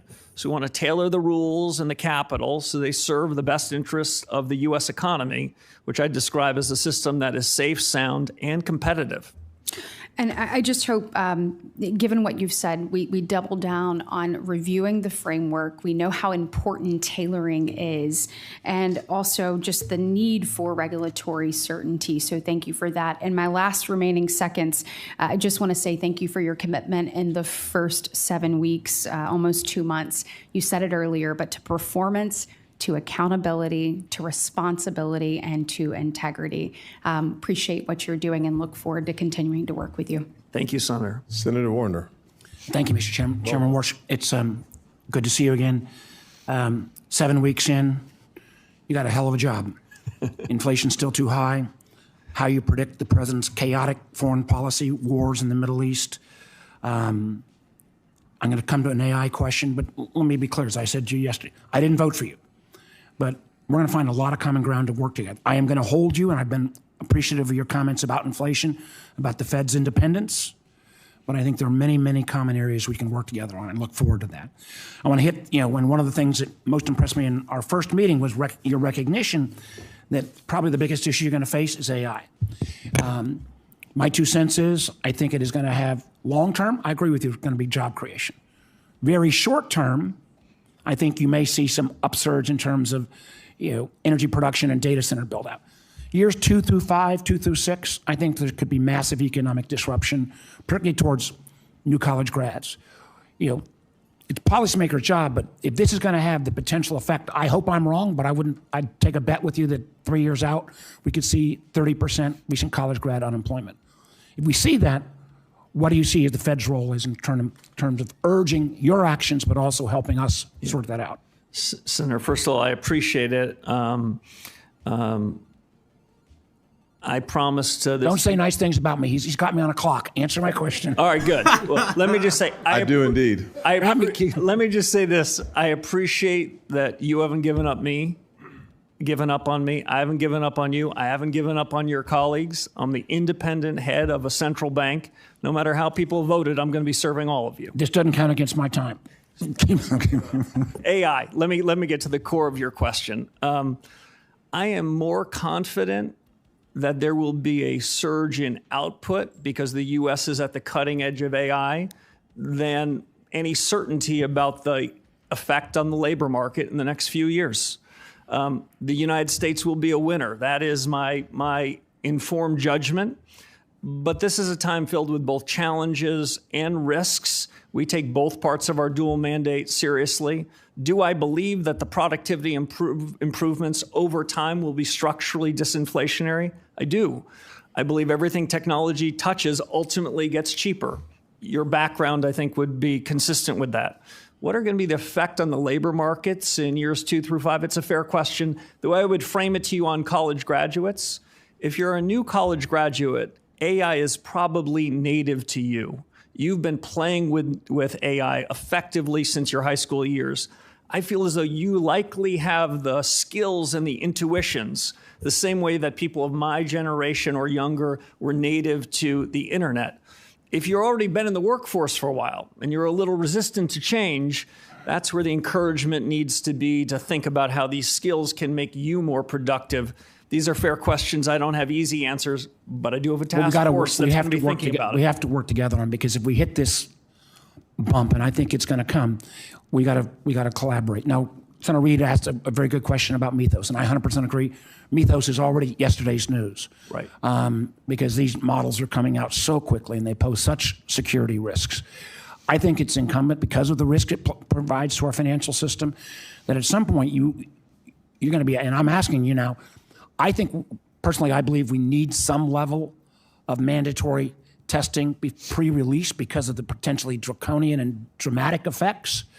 Now, how long, who's on that panel is critical, but what do you think about pre-testing release regime going forward, more than just the voluntary willingness of a company to come forward?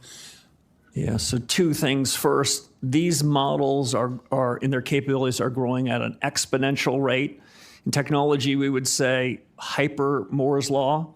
It wasn't long ago people sitting in my position thought that the US was a time of secular stagnation. All the good stuff had been invented. Boy, that seems awfully anachronistic. We're moving fast. So what can we do? I don't have, as it currently structured, decision rights as to who has access. But I do have a bully pulpit, as you mentioned, and I'm unafraid to share my views with the Treasury Secretary and others. The cutting edge is moving very quickly. Key institutions are vulnerable. The sooner they can mitigate their vulnerabilities, the better. I'm looking forward to Well, I hope that you will be willing to advocate moving on beyond a voluntary regime, because the downside risk. 12 seconds, quickly address the role of all of the Federal Reserve banks and your vision of what the role they should play.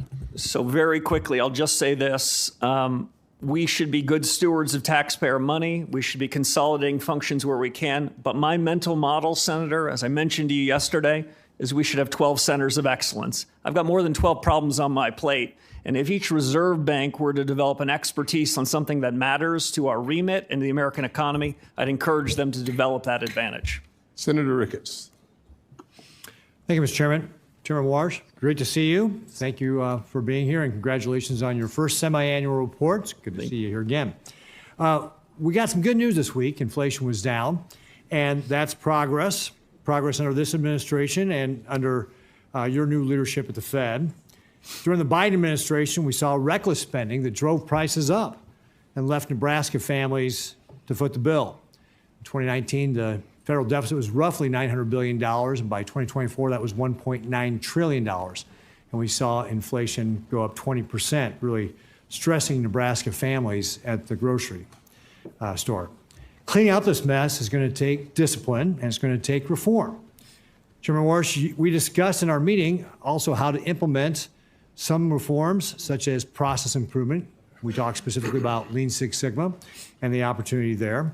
You promised to have a reform-oriented Federal Reserve, and we're willing to break up or make a break from some of the mistakes of the past. I commend you for that and want to work with you to see it through. One of the most important places to start is with the Fed's balance sheet, an issue I've consistently raised with other Fed governors. The Fed expanded its balance sheet dramatically during the pandemic, peaking at nearly $9 trillion.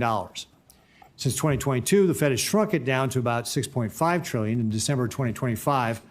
And I'm glad to see that the Fed was making progress over the last few years, but the balance sheet is still not down to pre-COVID levels. Actually, the balance sheet is rising again and now stands at around $6.7 trillion today. Chairman WARSH, do you see the balance sheet increasing again as a trend in the right direction or the wrong direction? Senator, thank you for the question. I've been focused on the Fed's balance sheet, frankly, since my last day at the Fed some 15 years ago into the present. I don't want to prejudge the conclusions of this balance sheet task force, where, as the chairman said, I put together a team of rivals to fiddle with it, to evaluate it, to come up with their own judgments. But I'll give you my predilections. Monetary policy is made currently through at least two material instruments, interest rates and the balance sheet. In fact, we grew the balance sheet, created quantitative easing when I served the last time in the darkest days of the crisis, because we had already cut rates to zero. So expanding the balance sheet had the intent of helping markets clear, but it was also another tool of monetary policy. I still believe that is true. And wasn't that supposed to be temporary? Indeed, that was our entry principle, was that we would get out of that business. The central bank has not, for a whole range of reasons, gotten out of that business. My general view is, as we think about inflation risks and we think about the conduct of monetary policy writ large, we have two instruments that we should be thinking about. The balance sheet is one of them. I'll make only one other point. monetary policy needs to be architected, needs to be designed by the policymakers around the FOMC. The plumbing, the operations, how we do that is conducted by the New York Fed. I want the architecture to drive the plumbing, not the plumbing to drive the architecture. We're going to make a monetary policy decision with respect to the balance sheet. I'm very open-minded to changes, and any changes we make will be well discussed, well shared, and I think quite deliberate. And the financial markets, who have seen the balance sheet grow effectively for a generation, they'll have plenty of time to adjust if we make changes. I know you said you just wanted to make that one comment, but I'm going to push you to ask for a little more. What do you believe is the smallest balance sheet that the Fed could operate with? My predilection, my inclination is interest rate policy should be the driver of monetary policy. The balance sheet should be as small as practicable to conduct operations. And the balance sheet can expand when there's a crisis. The balance sheet can also expand if an institution needs liquidity. That's part of the reason why we've created a discount window. But a permanently large balance sheet with a duration of assets that are larger than the duration of assets of treasuries, for example, that are held in the broader public markets, boy, that sure seems a little bit more like fiscal policy that I'm comfortable with. So I would like us to have a leaner, meaner balance sheet, but it's a discussion for my colleagues, and I've got 3 real pros that are going to help us think it through. All right, well, I have run out of time, and I'm sure the chair will be happy that I'm going to maybe get done before it reaches 0. Thank you. But I do have a question I'll follow up with, for the record, on scams, because this is something that the banking industry is telling me they're increasingly seeing, and it's costing people who have deposits a lot of money. So I'll follow up with that. Senator, we're opposed to scams, but I'm happy to follow up. Tough stand. Good to hear. Good to hear. This is great. Senator Van Hollen. Thank you, Mr. Chairman. And Mr. Chairman, we agree on that point. Let me turn to the headline inflation numbers that came out yesterday at 3.5%, above the Fed's 2.2% target. Prices are too high for families, and we need to get them down. I think we can agree on that. At your press conference a few weeks ago, you said that higher inflation in part, and I quote, reflects supply shocks that have driven price increases in certain sectors, including energy, unquote. In other words, a reason that we're seeing prices go up is that the supply of products and services has dropped in some areas of the economy, right? Yes. And I do think it's important that the public understand the causes of some of these supply shocks. You would agree, would you not, Mr. Chairman, that the war in Iran has caused a supply shock in the energy markets? Yeah, the military conflicts have caused the price of oil to be higher than it otherwise would. Absolutely right. And Americans are paying the burden of that as we go. We've also seen supply shocks in other areas. Last year, your colleague, Austin Goolsbee, president of the Chicago Fed, said that, and I quote, a tariff is like a negative supply shock, unquote. And we've seen plenty of tariffs. Obviously, we have the Supreme Court decision that may bring those down over time, the impact of it. But the negative supply shocks have been real and can be traced to the Trump administration agenda. So when you say that supply shocks are part of the reason prices are going up, you would acknowledge that they're the result of decisions that have been made by the president, like going to war with Iran, right? So what I'd say is particular price shocks happen to particular prices that we don't have control over, but I don't want to suggest we don't have control over inflation in the medium term. That's our job.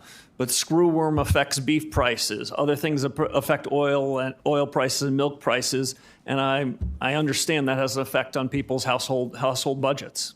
Indeed, it does, and I think we've seen the price of energy go up by billions and billions of dollars, and the American people are essentially paid for that at the pump and other places in their pocketbooks. As you know, your predecessor as chairman was regularly harassed and berated by the President of the United States on social media with respect to interest rates. At least so far, you seem to have escaped that fate. But I do think it's important that we have an understanding of whether or not the president is trying to influence Fed conduct.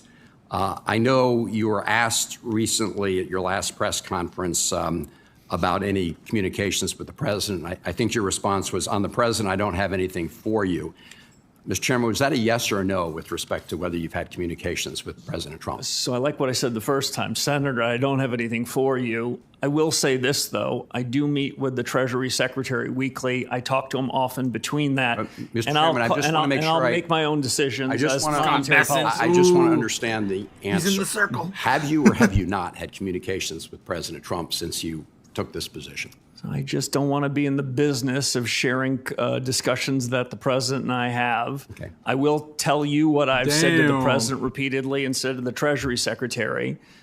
They chose an independent guy to do an independent job, and that's exactly what I plan on doing. Okay. And I'd like to think over the last 7 weeks, given the decisions we've made and the things we've done, that it's not just words, it's actions now to start to demonstrate that. So Mr. Chairman, I think it's important. I take from your answer you've had communications. You don't want to disclose the content. Will you commit to do what your predecessor did, which was to release your appointment schedule and conversations with President Trump? I don't know what the past practice was.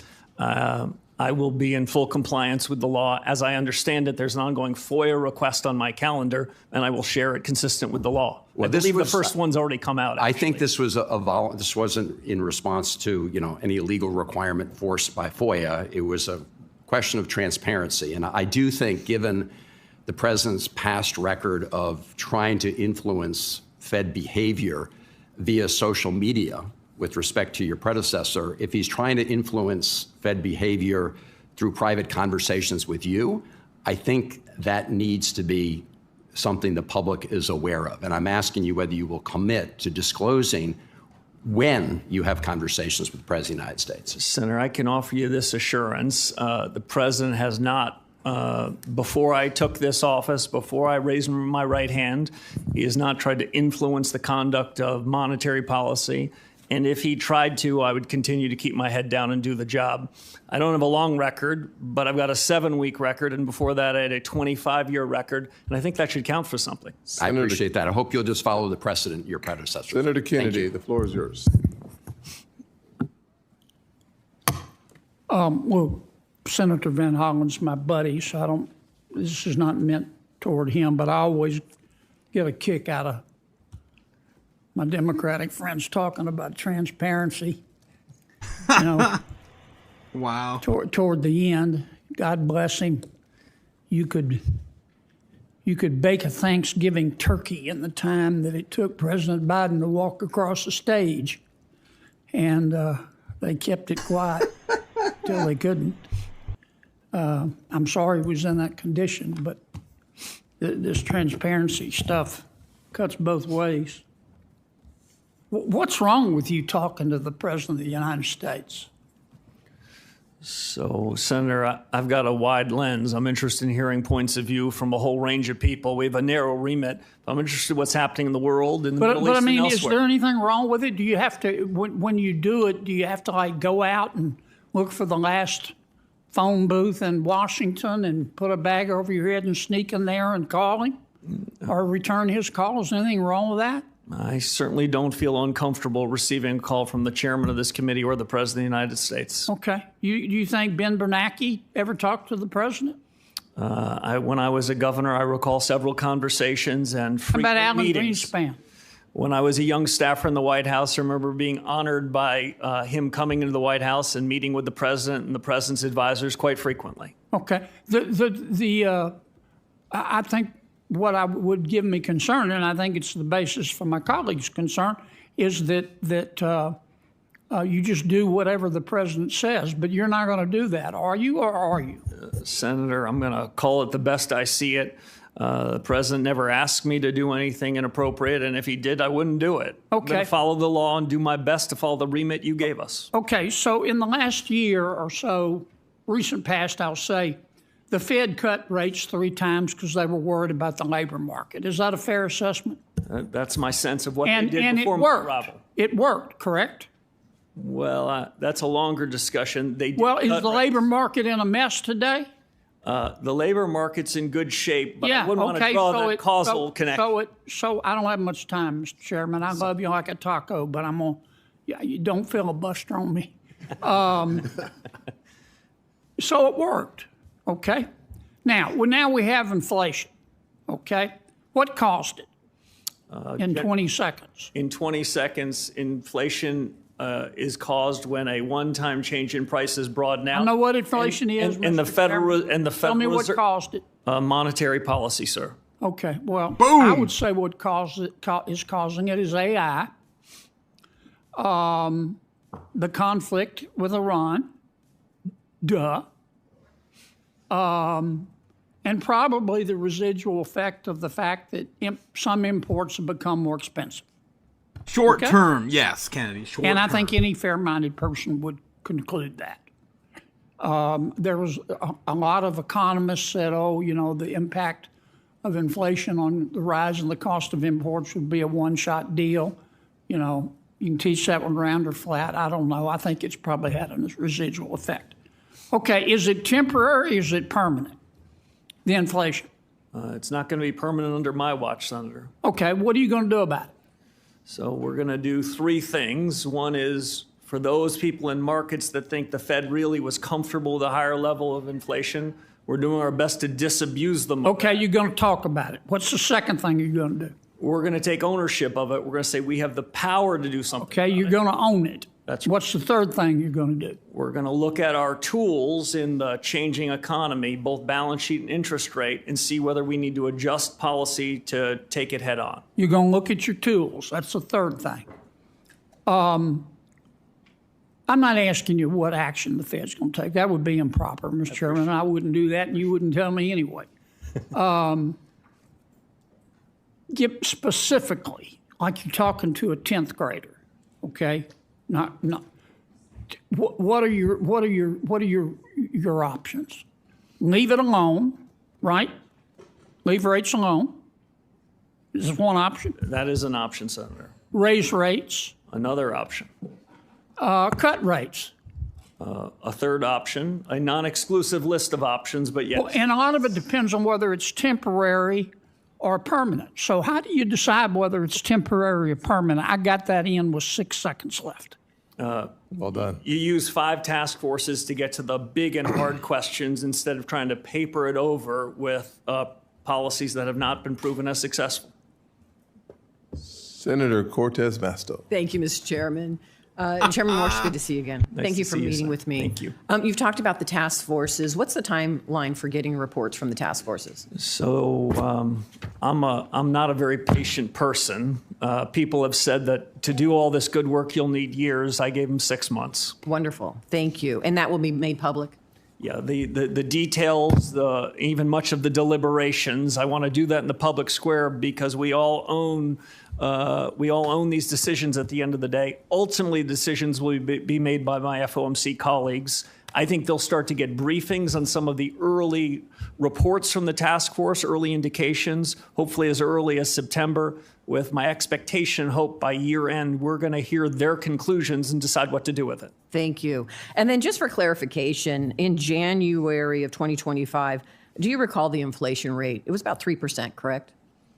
I'm going to have to take your word for the precise number, but I knew inflation was still well above target. Yeah, it was about 3%, and that's when Joe Biden left office. And the current inflation rate right now is about 3.5%, is that correct?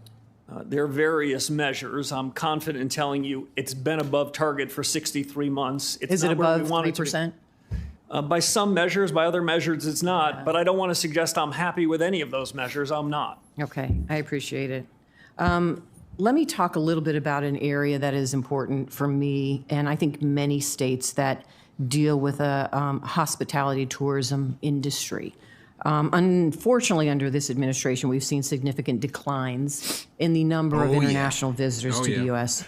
The current situation has actually led to our travel trade deficit in this country going from a $51 billion surplus in 2019 to a $72 billion deficit today. How does the Federal Reserve governors consider the specific impact of higher unemployment, lower wages, and reduced economic activities in communities with large tourism economies like Las Vegas? Great questions. We are consumers of this information. We are keenly interested in the good side of the economy and the services side of the economy. My view, which is not universally shared in the economics profession, is that there's no limit to what this economy can grow. Productivity-led growth can move higher, and that doesn't tell me it's inflationary. But we care about the services part of the economy, and we're trying to take that into account when we try to make decisions about the dual mandate. Well, I appreciate that because you're right. Your dual mandate is maintain stable prices and full employment. Yeah. Let me tell you what's happening in the hospitality industry because of the policies of this administration. When you talk about full employment, it is not happening. What I'm hearing from people in my state is that it's not necessarily full employment with good wages and livable wages. They're patching together multiple low-wage jobs because they are taking down from full employment to part-time employment. Do you consider that in your analysis, going from full-time employment to part-time and many individuals having several part-time jobs? How do you calculate that into your analysis? So we think hard about it. Damn, you nice. heard in my opening statement the clear judgment of my colleagues and me, which is the labor market broadly looks in balance, but I don't want to make that sound like it's easy for hardworking Americans in your state and other places. There's a lot of dynamism happening in the economy. There's a lot of structural change. And during periods of transition, it's often true that the labor markets in aggregate look better than people feel in different parts. And during disruption, they try to recreate a job they had before through the gig economy and other means. We take it into account. Overall, I would say the labor market part of our mandate looks pretty good. The price stability part of our mandate looks less good. All right. And I am concerned because not just Las Vegas, but many tourism-based industries and hospitality, what we're seeing is lower full employment. And I would hope, and this is a conversation I've had with previous chairs as well, I would hope that you're considering that. It is a large sector of employment across the country. And I know you made a statement that rise in prices is not necessarily inflationary, correct? At what point do you consider it to be inflationary? Is there a timeline associated with that? So when an increase in prices in a particular category like oil or like milk or eggs, when we see that broaden out and affect the generalized price level, that's something we can do something about. That's the way I think of inflation. When prices go up, I know it hits your constituents every day. I'm not trying to sound dismissive of it, but I also don't want to say that there's much that we can do about cattle prices or milk prices today. But there's a lot we can do to make sure that the entire grocery aisle doesn't have higher prices, and that's what we're committed to do. Yeah, no more cherry picking the Fed's list. Thank you, Mr. Chairman. Chairman WARSH, on July 18th, almost a year ago today, President Trump signed my legislation, the Genius Act, into law. A thorough rulemaking process is absolutely vital to ensure that U.S. dollar dominance exists here in the digital age. And I look forward to seeing the Federal Reserve's ongoing work in this matter. I just want to make that point clear. It's important, needs to be done, and very much appreciate the Fed's attention to it. I want to turn now, though, to a broader concern, and that has to do with the independence of monetary policy. You've had a number of conversations with my colleagues about this. I want to emphasize something that I think is quite important.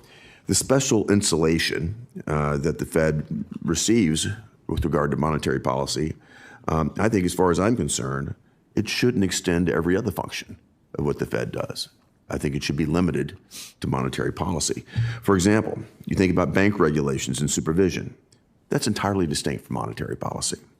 Regulation requires normative policy judgments about capital, about credit availability, about risk, economic growth, the structure of the banking system. All of these considerations need to roll into it. And you think about what's happened in recent years, regulation has even strayed far afield. You think about what's happened with respect to climate policy, or Michael Barr's failed Basel III proposal.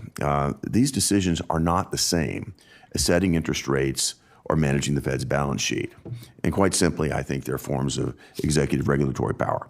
The Supreme Court has clarified, for example, that the FDIC is subject to ordinary principles of executive accountability. Comparable regulatory functions at the Fed shouldn't be held to a different standard, in my view, simply because they sit within the central bank. So my question is this, Mr. Chairman, do you agree that the Federal Reserve's independence should be narrowly tied to its monetary mandate? Senator, thank you for the question. Like you said, independence is at its peak in the conduct of monetary policy. I believe that when I showed up at the Fed in 2006. I believed at my confirmation hearing 7 or 8 weeks ago. I believe it now. In the conduct of bank and regulatory policy on things like the Genius Act, my general view is we should be working with our bank regulators, the other bank regulators, the OCC and the FDIC, see if we can't put out our rules together. What I don't think we want is any kind of regulatory arbitrage where firms are trying to game who's got the lightest regulation and race there. I don't think there's anything wrong with us working together with other bank regulators to try to figure out what's the best policy. I've got some extraordinary colleagues at the Fed. They've been able to think hard about these issues. I think those discussions should happen and do happen. I don't disagree at all with that, and I like your approach in terms of coordination, but there's something deeper that I'm concerned about, Mr. Chairman, and that is, and just make an example, let's suppose a future Congress decides to embed some sort of regulatory function inside the Fed, seeking to insulate it from our supervision, from our oversight. In some way, that could become a backdoor that I don't think any of us want to see. And what I'm trying to make clear is that beyond monetary policy, I'll ask you the question, do you think that this special insulation applies to other regulatory and supervisory types of functions? So I spent 8 weeks as a summer associate at a law firm, so I'm probably not best positioned to opine on the Supreme Court. Senator Warren could do a better job than I. I do recall in the most recent opinion a footnote from the majority that says we are not suggesting that if other things went to the Federal Reserve, it would get any insulation. Beyond that, I'm on shaky ground in trying to opine on what the Supreme Court opinion means prospectively. Yeah, I wasn't looking for your legal opinion, but I do just think as a matter of common sense, I wanted to get that on the record, that there is a real distinction here, and I appreciate that. I'm going to turn to another important matter, and that's the monetary policy report that you work with. The most recent monetary policy report added a new aggregate to the measurements, the M2 aggregate. And I just wanted to ask you to explain why this metric is useful and why it's been added. Thank you, Senator. That was an Easter egg that we hid in there to see if anyone read these monetary policy reports. So I'm encouraged that you did. There is almost a page talking about M2 and monetary aggregates. That was done with a purpose. I do not show up here as a monetarist. I do not show up and say the secret to inflation is if we only knew M2, everything would be swell. But monetary aggregates had been taken out of the monetary policy report probably about a decade ago, maybe a bit longer. My view is that a modern central banker should have a mosaic of information and should not be allergic to any data that happens to be inconsistent with dogma that he or she might have been taught in Econ 1. I have this old-fashioned view that monetary policy has something to do with money.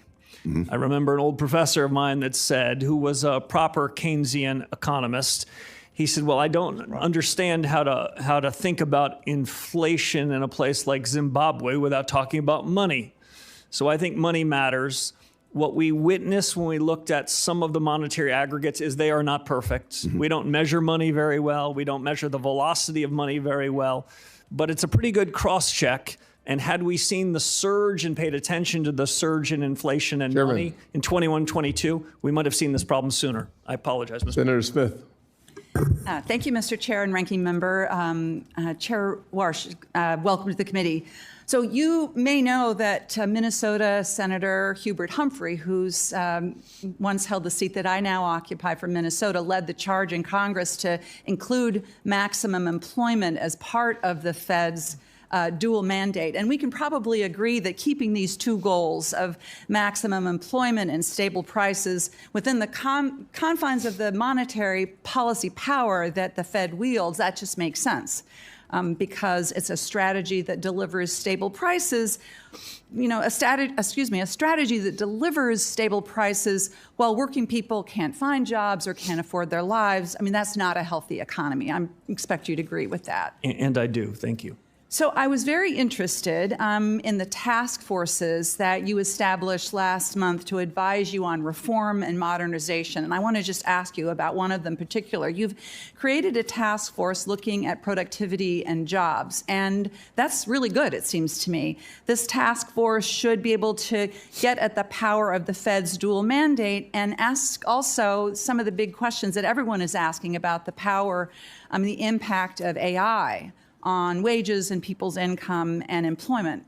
So let me just ask about this particular task force on productivity and jobs. So as I understand it, it is led by three people, venture capitalist and investor Mark Andreessen, who's made billions from AI and is a major Trump donor, another tech executive who recently laid off thousands of people, and then an academic economist from my alma mater, Stanford University, who is currently on leave to do research at Anthropic.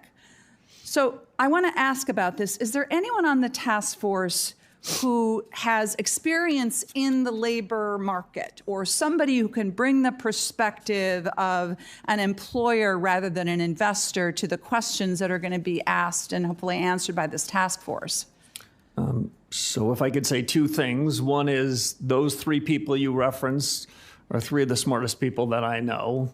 And I've been... And I'm not disputing that. I'm wondering how you intend to bring into this work the perspective of people who are working people, bring in the perspective of labor and not just investors. I think it's a fair question. I've got 18 colleagues who are going to join me and consume the deliberations they have in the report. And we're the ones that have the dual mandate. And as I said to your colleague, there is no disfavored part of our mandate, and we're awfully focused on full employment. So that's my commitment to you. We haven't outsourced this decision to three people. What we've outsourced to is a bunch of thinking about this massive technology shock. And I'll only note one other thing.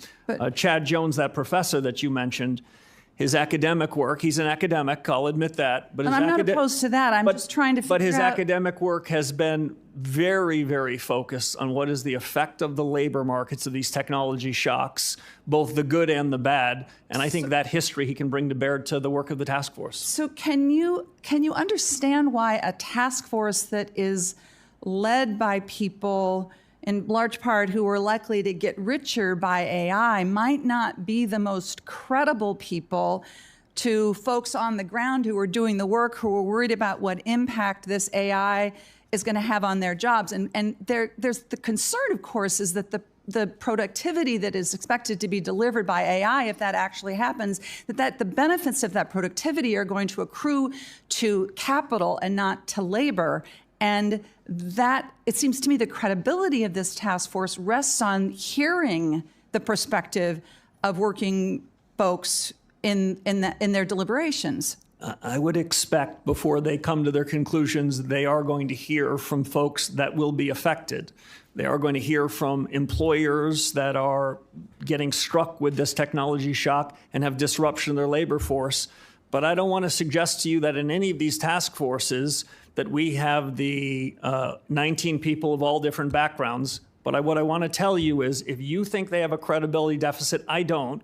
I think they're incredibly talented, and we will make sure to take both parts of our dual mandate in consideration of their output. I think the issue, sir, is that when there are the big guys sitting at the table, is there anybody sitting at the table who's bringing the perspective of working people to those really important questions? There are labor leaders, there are labor economists, there are folks whose expertise is in issues around wage stagnation and how that impacts working people. And I would ask you to consider bringing that perspective, not to be heard on the side, but to be actually at the table with the big guys. I think that is a credibility issue that you could address very easily. Thank you, Mr. Chair. Thank you, Senator. Senator Tillis. Good morning. Good morning. I think you're doing a great job today. I appreciate your composure. Mr. Warsh, a quick question on just immigration.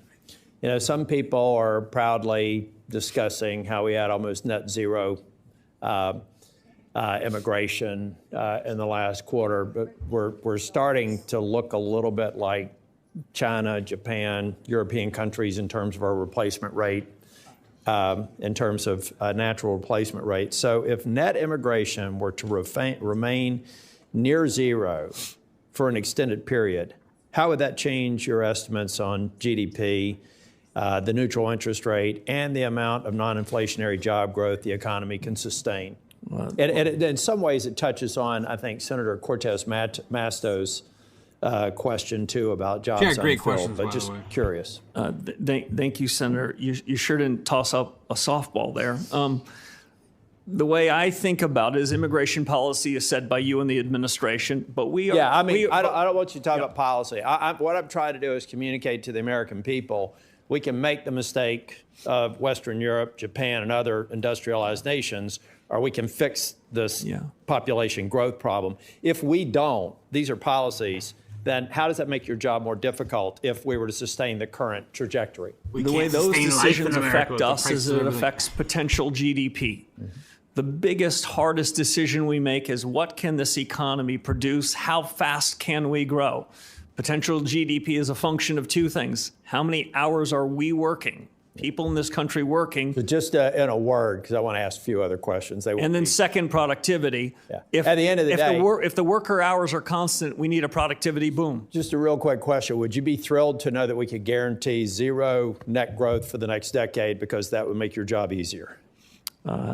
We're going to take the number of hours the American people and your policies produce, and we're going to do with it the best we can. We got a problem. You can't fix it. But what I'm saying is if we're trying to make your job easier, having this on the agenda is not going to make your job easier. And I understand the position you have to take, but I want to point to something that people are high-fiving and talking about net zero immigration growth as if it's a good thing. It's only a good thing if you want to repeat the mistakes of Western Europe, Japan, China, and other nations that didn't get their replacement rate right. You know, bringing in great people that may have been born in Colombia and aspired to become a senator, for example, those sorts of things.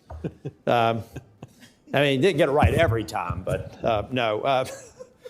Mr. Warsh, I told you also, and just for the American people, do you have a magic wand where you can just walk in and convince 7 people of the FOMC to vote exactly the way you want them to? Perhaps I wish I do, but I do not have such a wand. So you are one of a body where you have to gain consensus to make an interest rate move, right? Monetary policy move, right? Yes, and it's a consensus-led organization. And based on some of the comments from even Governor Waller, who we'd consider to be, pretty hawkish just this week, he's not guaranteeing that we're going to be able to lower interest rates anytime soon based on data-driven decisions. Did that just occur this week? In a speech, I think, up in New York? There are a diversity of views. I wouldn't want to dwell on any one of them in particular. No, it's okay. But what I'm trying to explain to people who think the president can give you a call, you make a decision, it happens, that never happens. Wouldn't have happened under Powell, wouldn't happen under you, wouldn't happen under anybody who's responsible chairman. I just wanted to make that point. The last thing, if you could just tell me, I know you don't want to get in. I think Senator Britt asked you some questions. I love the fact that you're doing reform. I would like to see the project charter for the task forces, if you have that. If people are managing this, milestones, any sort of dashboard you have, the things that any well put together set of task forces would have assembled for a 6-month project. I'd like to just track it, not necessarily for the record, but if you could commit to have a meeting with the people running it with me, I'd like to see that just to watch the mechanics play out over the next 6 months.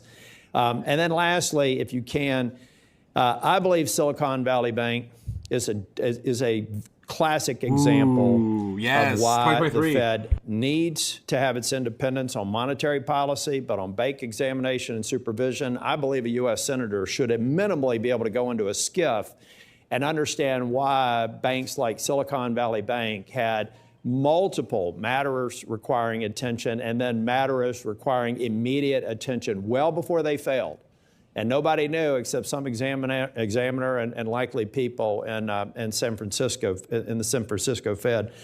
That stuff has got to change. I don't see any rational basis for that independence, and we've got some legislation I'd like to talk with you about. Thank you, Mr. Chair. Thank you. The chair recognizes Mr. Warnock. Well, thank you so very much, Madam Chair. The American economy is heavily leveraged on the success of artificial intelligence. And this is an issue that I'm very interested in, been engaging and talking to folks in the industry and folks outside of the industry, various stakeholders. According to a Bloomberg analysis, AI spending most recently climbed to about 8% of the U.S. gross domestic product, driving the country's economic growth. Chair Walsh, you have long been bullish on AI. However, up to now, despite investors betting big on them, none of the major AI models have been meaningfully profitable. What are the consequences to our economy if none of these companies ever become profitable? So if they were to disappoint investors, I think the capital markets would dry up for them, and some of that capital investment would be curtailed. I guess that's one way of putting it. I guess I'm getting at where ordinary folks are in the midst of that. The markets, behind the markets are real people who have retirement savings and who are trying to make their present as well as their future work. American retirement accounts are increasingly tied to AI. And so there's the human issue, driven by massive increases in the stock prices of chip and AI companies. You might talk about the current markets in a way it's tall and narrow. Let's imagine if we are in an AI bubble. What would happen to our economy and more specifically Americans' retirement savings if that bubble popped? So I think it's a fair question, Senator. I take it seriously.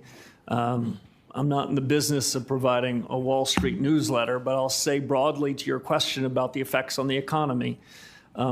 Booms and busts do not help the real economy, and they don't make the central bank's job easier.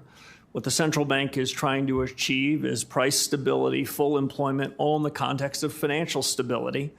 On the question of these AI companies, certainly the surge in their investment and the surge in their valuations is notable, but I'll also note one other thing, Senator. Over the course of the last couple of months, we've seen the market cap, both of the public companies and of private companies, under some pressure. At the overall indices, we do seem to see a broadening out. Now, why is that? Because earnings now for the last several quarters more broadly are moving up. I don't want to suggest that that should give us any complacency, but what the Fed's looking for is economic strength to broaden and the inflation that we talked about earlier to become more narrow. So I'd be worried about a massive economic slowdown. You know, the impact of Wall Street on Main Street, and I'd be worried about job losses. Stock prices tumbling would mean Americans could not retire as planned. And I don't want to see taxpayers holding the bag should this AI bubble pop. I'm not against AI. AI is not going anywhere.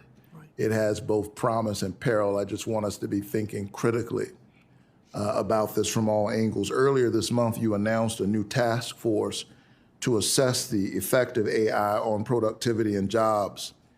The three individuals you chose for the task force are tech executives who have directly worked for or with AI labs, all three of them. Yes or no, will the Fed include anyone on this task force with an alternative viewpoint on AI? For example, anyone who represents the workers whose lives may be upended by increased adoption of AI tools and technology. So, Senator, it's a fair question. As I mentioned to your colleague a few moments ago, what I'd say is one of the people on those task forces is an academic. Now, I don't want to suggest that the academic is representing some You don't want to suggest that the academic is being academic. I don't want to suggest that, but this isn't a faculty lounge discussion. What I do want to suggest is that academics' work has spent a lot of time talking about prior technology shocks and the displacement that it has on labor. The assurance I can give you is that these three people on that task force, like the other task forces, they're not the deciders. You're talking to one of the deciders. Right. The 19 of us around the FOMC with a breadth of backgrounds and interest, we're going to decide what we think of their conclusions. Yeah, but as a decision maker, I always want various viewpoints. I certainly have nothing against an academic expertise. I think that's important, and it's too often ignored in some of the appointments that we've seen around here lately. But here's my problem. Americans are worried about what AI will mean for the economy. I'm wrapping up, sir. And I'm worried that this viewpoint isn't represented at the Fed, and I would look to broaden. Senator Lummis, your time is yours. Thank you so much. Thank you, Mr. Chairman. Here we and go. welcome, Mr. Chairman. Yes, I have a couple questions about bank supervision before we go to monetary policy. The first one is Vice Chair Bowman has ordered an independent review of the supervision of Silicon Bank and signature banks. And I think that's a really good thing. I applaud her and support her efforts there. So have you instructed your staff, including the attorneys in the legal division, to cooperate with this independent review? Yeah, so thank you, Senator Lummis. This call for a review of what happened around Silicon Valley Bank preceded my time at the Fed. Yes, it did. But I'm certainly aware of the ongoing investigation, and my general rule is that we should be cooperative to investigations, and we should try to get to the bottom of the facts of on regulatory and supervisory issues. You know, there are rumors that there may have been destruction of records by some of the staff at the Division of Bank Supervision, and of course that's a crime. So if records relating to the supervision of these banks were intentionally deleted by staff before you were at the Fed, before you ever became chairman, will you order your staff to assist in recovery of these records and cooperate with law enforcement? Yeah, so I made a bold statement to one of your colleagues before that I was opposed to scams. I can make a bold statement I'm opposed to criminal activity. I have no reason to believe there's any criminal activity here. But I think we want to get to the bottom of an investigation. If there's an ongoing investigation and investigators generally want access to things, there's no reason why they shouldn't have access. Thank you. I want to turn to a proposed rule that is being considered and ask for your thoughts on the proposed rule. And it has to do with the Federal Reserve Board's payment accounts. Skinny master accounts is kind of a term that's used. You know, my staff has Kraken told is me in her that jurisdiction, if, by the way. A doctor submits statements to an insurance company, they have two choices. They can pay 5% in bank fees or wait 90 to 120 days for a paper check. It seems to me that the Federal Reserve is really on to something by trying to join other countries that restrict access to the payment system to consumer-facing banks. We're the only major country in the world that restricts access to the payment system to the consumer-facing banks. So I think you're on the right track to expand the opportunities to serve consumers. And I'm curious about what your thoughts are about the proposal, how it's going, when you expect the rule to be finalized. Yeah. So as I understand it, this skinnier master account proposal's out for comment. It was sent out before I arrived, but I'm keenly interested in what the comments are. My mental model is that the critical infrastructure, the rails that the Fed runs, should be available to those that are applicable, that can comply with our rules and regulations. If I were to draw a hard distinction, this is a public good, and it's a public good that should be used by intermediaries. I don't want the public good to be used by consumers, by people that are on the front lines. But if financial institutions, new and old, want to comply with our regulations and take advantage of this public good, my general predilection is to encourage it. Well, I think that's admirable and important. So that's it's out for comment now. Do you anticipate finalizing sometime this year? I owe you a better answer on the timeline from here, and I pledge to give it to you. Thank you. Thank you. I share a concern that was expressed by my colleague, Mr. Haggerty, that monetary policy should enjoy the committee not having to be as transparent about its process. I agree with Senator Haggerty also that the bank supervision component should not enjoy that same level of non-scrutiny. I think we need to scrutinize bank supervision. I'm concerned that that area was sort of hidden from public view for too long. And so I want to just echo what Mr. Haggerty said. Thanks, Mr. Chairman. Yes, ma'am. Senator Kim. Yeah, thank you, Chairman. And Chairman, thank you for coming on out. I actually wanted to build on something that Senator Warnock was going into about AI. And I guess I wanted to ask you, I've seen some public reporting that there was a report produced by Treasury staff for Secretary Besson, the Federal Reserve, and other financial regulators that outlines the risks associated with the AI boom. Are you familiar with this report?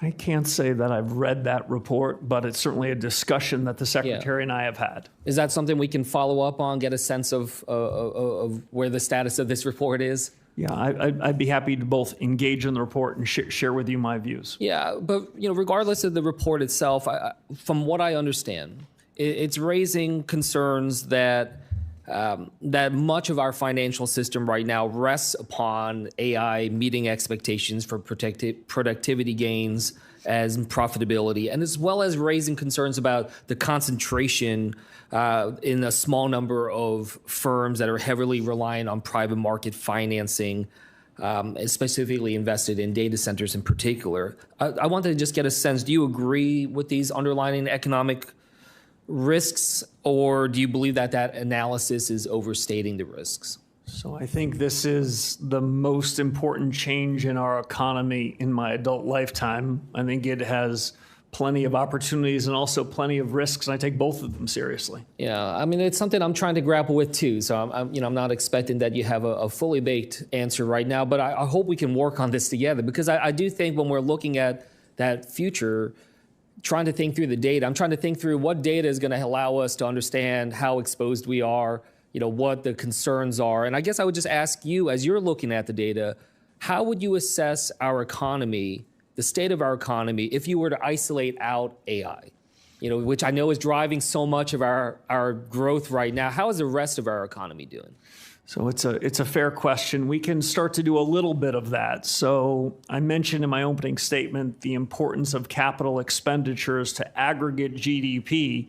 A good share of that CapEx boom is broadly in or around infrastructure related to artificial intelligence. Not exclusively, but it's part of the real story here. If I were to fast forward 12 months, whether these AI models continue to grow in their efficacy on some exponential curve or not, most of this CapEx is going into things like data centers, new sources of energy. And let's say there was a disappointment on the returns and what AI could do. Many of these investments have alternative uses. But if the question is really how much productivity do we expect to ultimately get from AI, the answer is I don't know, but I'm optimistic that over a longer time horizon, it'll be quite good for the United States and good for both parts of the dual mandate, lower prices and a stronger labor force. Well, I hope we can work on this together and try to get a clearer understanding of just how much risk there is. And look, I'm glad to hear about this, this task force that you're putting together about the productivity side. I will just say the concern amongst young people in particular is very potent and very real. And we have to come up with an answer to them to help them feel reassured right now. Because I get it, they are, as you said, more native in the technology. But that doesn't necessarily help them when the companies themselves are saying, we don't need to hire as many junior associates or there's no other starting jobs, point, especially on the entry level side of things. Right no matter how much native fluency that they have or understanding and skills, if the businesses are saying, we don't need as many people at the younger, lower end. And so as you're dealing with this task force, I hope it's something that can interact with this committee. I hope we have a chance to be able to talk to some of them and hear from them in that capacity.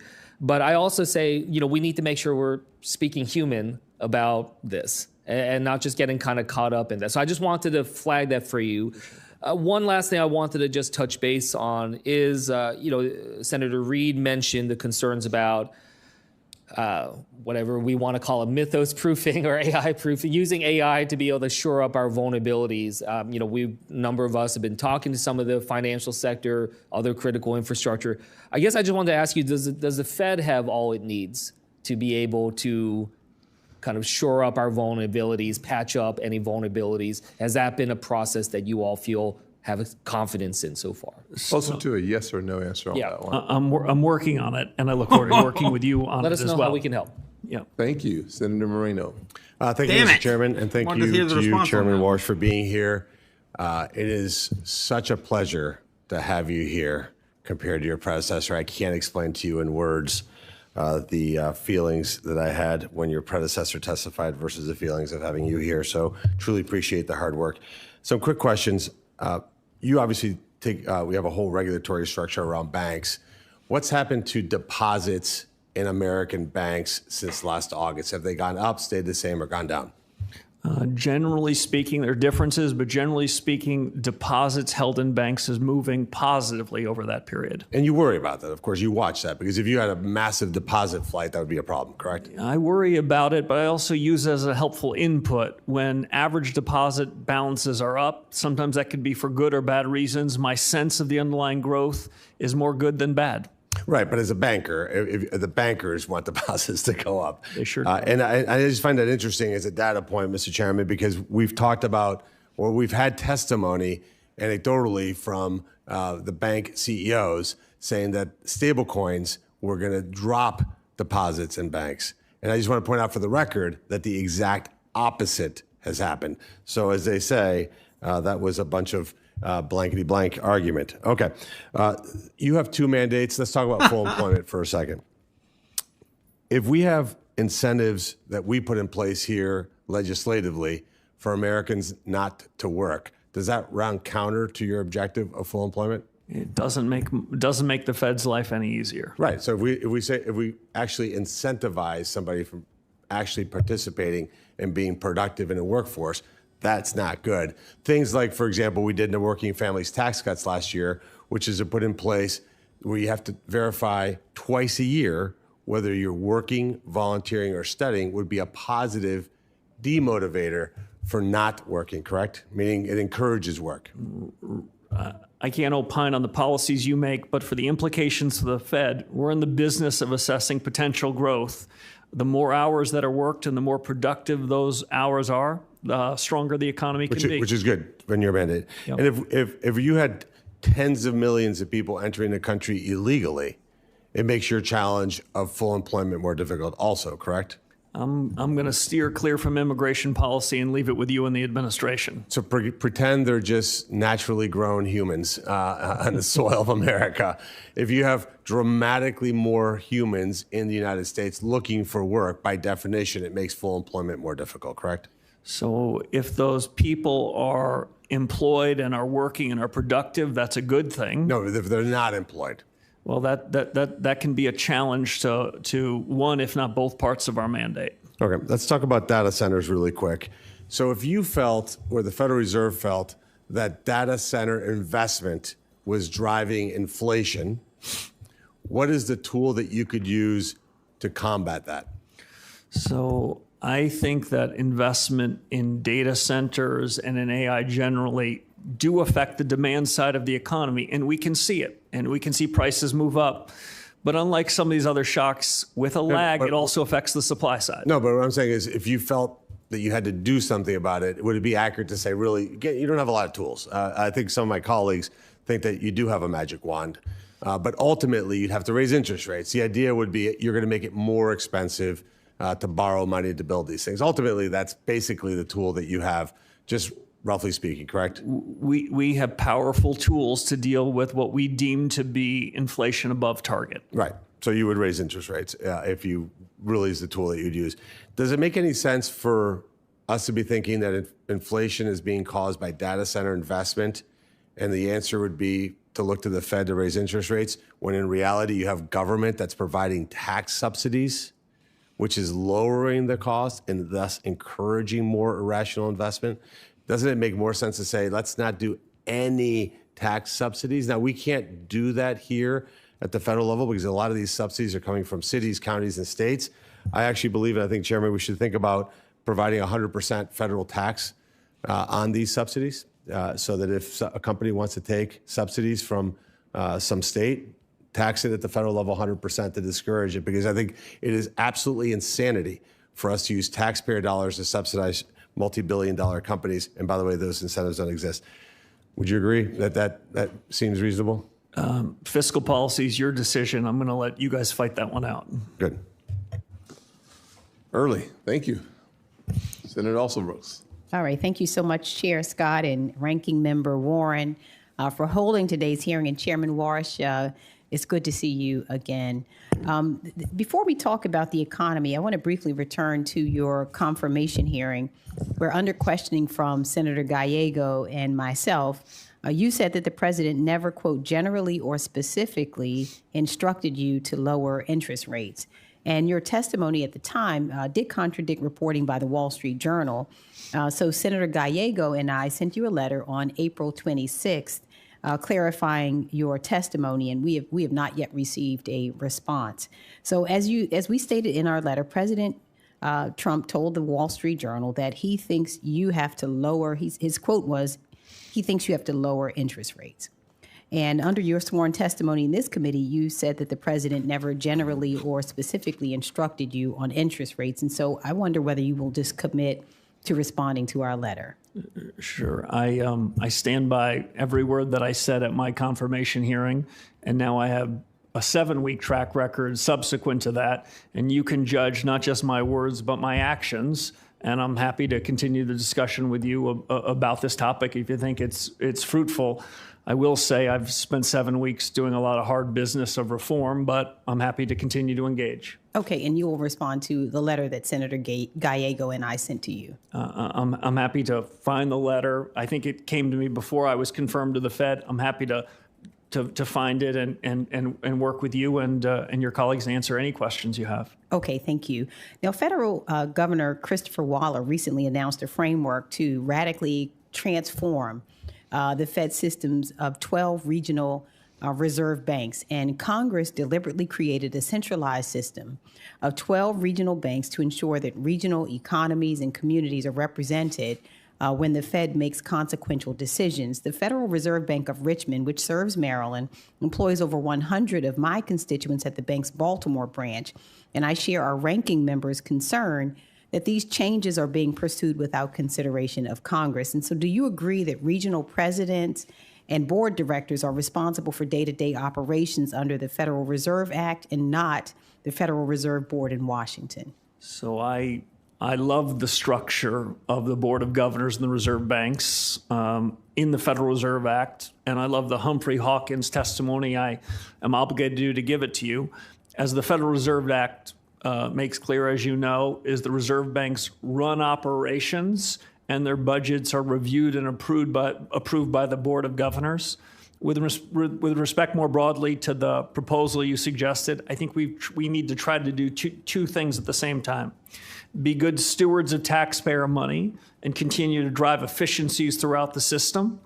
And at the same time, respect the independence of the reserve banks so that they can show up in Washington at an FOMC meeting and feel as though they have the resources at their disposal to argue their point of view. My addition to what's already been said publicly is my view is the 12 reserve banks should be 12 centers of excellence. And if there is some savings that we're necessarily driving through consolidation of overlapping functions, they should at the same time be able to build out capabilities and solve any of a number of problems of economic policy that are inside of our remit. I've encouraged the 12 reserve banks to think about what they could do to have a center of excellence. So, Mr. Chair, your answer is yes, you do agree that the regional presidents and board directors are responsible for day-to-day operations under that act. I do believe that's subject to the oversight of the Board of Governors and the statute. Okay. Just one last question. Now, you've suggested that artificial intelligence will generate productivity gains that will reduce inflation and help lower interest rates. And I'm optimistic as well about the promise of AI, but we need to be really clear-eyed, I think, in considering the whole economy and the impact there. The Fed has two mandates, low inflation and maximum employment, and you've spoken often about AI's impact on prices and inflation, but inflation is still high. So it's important that the Fed also addresses the employment piece of this mandate, and just as urgently, the Fed should consider who benefits from AI. So some economic models for AI's economic effects foresee gigantic returns for capital holders, but stagnant wages and job losses for workers. So as it relates to AI, what specifically is the Fed doing, studying, or preparing for under your maximum employment mandate? So I endorse both parts of the dual mandate, and I don't want to suggest that productivity and the AI wave only impacts one part of it. We've got no legislative orphans, and I think that the effect on the labor markets is real and something we're thinking long and hard about, short-term, medium-term, and long-term. Okay. Thank you. Senator Banks. Thank you, Mr. Chairman. Chairman WARSH, welcome back to the committee for the first time as the chairman of the Federal Reserve. I was proud to vote for your confirmation back in May, and it's great to have you come back. I understand we do this on the committee, Mr. Chairman, twice a year. I'm looking forward to continued dialogues with you and before this committee for many years to come. You're very familiar with my state, Indiana. We've talked about Indiana a great deal. There's no state in America that has a stronger manufacturing base than Indiana. Manufacturing jobs are the biggest share of our workforce in our state and accounts for about a quarter of our state's economy. For decades, though, policymakers here in Washington have turned a blind eye as foreign countries erode our manufacturing base and rely on artificially cheap labor. But under President Trump, we have a renewed focus on fighting back and protecting America's manufacturing edge. In addition to President Trump's tariffs, we are helping American companies compete against foreign competition by investing in new technologies that help American workers make better quality goods more efficiently than countries that rely on cheap labor. Mr. Chairman, business investment in the U.S. is surging right now. Fixed investment grew at a rate of 10.1% in the first quarter of 2026. Can you talk more about that and about how rising investment in new technologies like AI and robotics can strengthen America's competitive position against the rest of the world, especially when it comes to manufacturing? So thank you, Senator Banks. The CapEx surge is remarkable. This is a CapEx investment boom that the country hasn't seen in more than a generation. It is the seed corn for productivity and GDP improvement over the next decade. The way these waves typically go historically, which doesn't mean it has to happen this time, is a surge in CapEx with some lag leads to stronger economic potential, stronger growth, higher wages, and more productivity. This surge is different. It's happened faster. It's probably going to be bigger, and it's accelerating in real time. The effect on the Fed's mandate is something we're taking very seriously. But I would far rather have a capital expenditure boom than have large corporate profits go back into share buybacks and dividends. Investing here is a good thing, and all other things being equal, it's going to have fruits for the American economy. Good. Later this year, bank regulators are expected to finalize new rules covering capital and stress testing. The Fed's new rules are a world away from the harmful Basel Endgame proposal that the Biden regulators tried to jam through, which would have hit working families in Indiana with a hidden tax on every mortgage and small business loan. But the transition still has to be handled well. These capital rules touch every part of a bank's planning. Implementing the new rules with a clear and organized timeline is critical. Will you commit to coordinating the rollout of these new rules across all major bank regulators so community banks especially can rely on clear guidance to follow? Yeah, I think clarity here is really important. These rules, as you know, are out for comment. I'm keenly interested in the comments as they come in. I think it is a very good thing if the bank regulators can speak with one voice. What we saw going into the 2008 financial crisis was a lot of regulatory arbitrage where institutions were choosing the regulator that best served their needs I would love to have one standard, and I'm committed to work with the other regulators to see if we can achieve it. I'll just make one other point. You referenced the stress tests. The stress tests were a design and idea that we came up with one dark evening in the '08 financial crisis. Stress tests have been used from that year till this year. I'm open-minded to reforms around the stress tests, so the stress tests aren't merely a compliance exercise, but help reveal both to the regulator and institutions what would really happen under a series of stresses. Good. When you were here during the confirmation hearing, you and I talked about the China threat, something that you focused on for years. I know you're only 2 months into the job as chairman, but any updates or on how you can assess the threat that China poses to the dollar's role as the world's reserve economy? So they're pacing power. They are the AI. The fight over AI is one of a proxy fight between these two economies that are striving for significance and influence over the next decade. I think we are on the front end of those technologies, but I don't want to sound complacent about it. And like with all technologies, they can be used by friends or adversaries. And so if there's a subject upon which I've been focused related to this in my first 7 weeks is making sure the institutions we regulate and the Fed itself is aware of our vulnerabilities. And I still think we've got some work to do on that. Good. Thank you. I yield back. Senator Blunt Rochester. Thank you, Mr. Chairman, and thank you, Ranking Member Warren. It's good to see you, Chairman WARSH. I will tell you, I've been in and out of the room because I have 4 committees happening at the exact same time. And so going back and forth, and I know a lot of the things that I wanted to talk about or questions I wanted to ask, some of have already been asked, so I may not use the whole time. But when we talked before during your confirmation hearing, I raised questions about primarily 3 things. One was the independence of the Federal Reserve, and you've spoken a lot about that today in the hearing. I talked about transparency around reforms and what does regime change mean, and how does this connect with our regional Federal Reserve boards. And then I also shared with you just my real deep concerns about the impact of AI as well as the opportunities for AI and just the changing landscape, particularly when we talk about that mandate of full employment, maximum employment. And lastly, I would also say really important to me, and I shared that with you as well, is that the focus primarily a lot of times what is talked about is the Wall Street side and not the Main Street side. And so how Main Street has equal footing to Wall Street.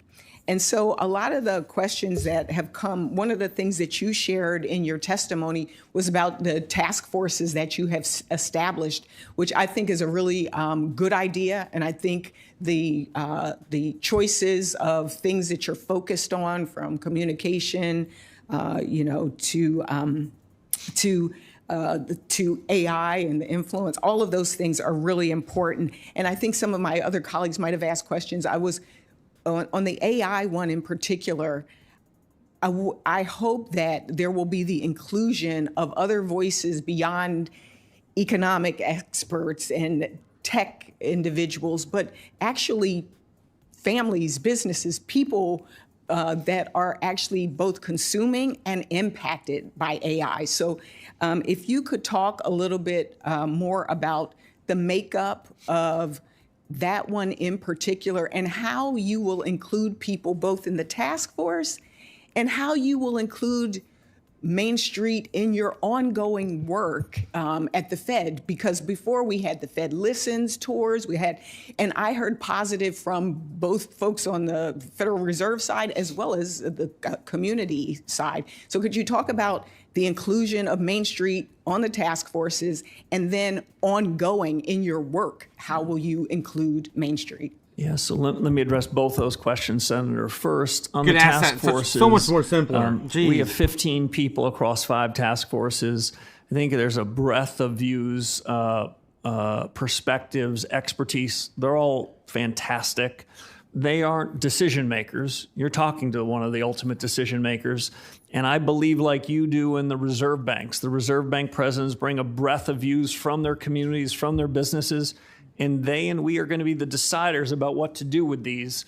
I don't want you to think that I've outsourced anything to these task forces other than coming up with new ideas. Which is fine. My question is more related to the makeup. One of the concerns I have, even on technology, we've seen incredible advances where voices and were not included of other folks. And so therefore we had technology that mistakenly took a black judge and thought that he was a criminal based on bad input of how the technology. So I'm talking about the input in the task forces as well as your ongoing input. Yeah. I don't know if you will continue with like Fed Listens or any of those things, but how will you get feedback from community organizations, small businesses, consumers? Yeah. I don't mean to give you an excuse. I've been here 7 weeks. We've been pushing for reforms, but you have my commitment. The focus under my chairmanship at the Fed is what's happening in the real economy. And by the way, there are plenty of people on Wall Street who are upset with me already that I'm somehow not feeding them all the information they'd gotten before. And if they only had my dot, everything would be swell. My message to them is play the ball, don't play the Fed. By that, I mean, figure out what's happening in the real economy. Respond to data that's happening in the real economy rather than somehow suggest that we're going to be focused on Wall Street. So you have my commitment to focus on Main Street because it matters mostly to our dual mandate. Well, I appreciate the time. I will also follow up with questions for the record and also particularly on the data piece as well. And I yield back, Mr. Chairman. Thank you, ma'am. For senators who wish to submit questions for the hearing record, please do so by Wednesday, July 22nd. The chairman will have 45 days from that day to submit your responses to questions for the record. This has been a great hearing. Thank you. Well done so far, so good. We look forward to not as good as yesterday, but time that we could spend together. And I frankly believe that the American people will have their trust restored under your leadership as relates to the Federal Reserve. Thank you, Mr. Chairman. Absolutely. Dang! There it is. So concludes another hearing. Testimony for Kevin WARSH. Kevin WARSH in the Senate. The banking committee doesn't give a shit about you or your housing troubles. That's for sure. That was my big takeaway from this. Holy crap. He didn't go into his rant about first principles. Lindsey Graham was not even mentioned. I guess said the two things that were going to screw us, because Bitcoin rarely ever gets mentioned, was going to be Bitcoin or Lindsey Graham. If not, both. And of course, was most of these things. And you can tell that the bank committee also, the Senate Bank Committee did not want to mention anything about the GFC, not even a reference. Like, how are you going to prevent GFC like, great financial crisis like, event? The only thing we got close to that was a reference to the banking crisis we saw in 2023, which was questions asked about Silicon Valley Bank, which, again, was a really exciting time for Bitcoin back then.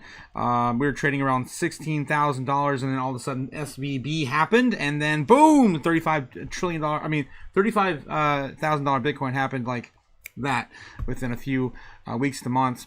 So that's another no mention of gold, because that does obviously conflict with the dollar and the use case of the dollar. We did get some of that rhetoric between the dollar kind of fleeing and the overall question asked about China and the reserve currency being of course threatened here in the United States. That's still an ongoing real thing, right? And we don't talk about it enough because the the propaganda machine doesn't like us to talk about it.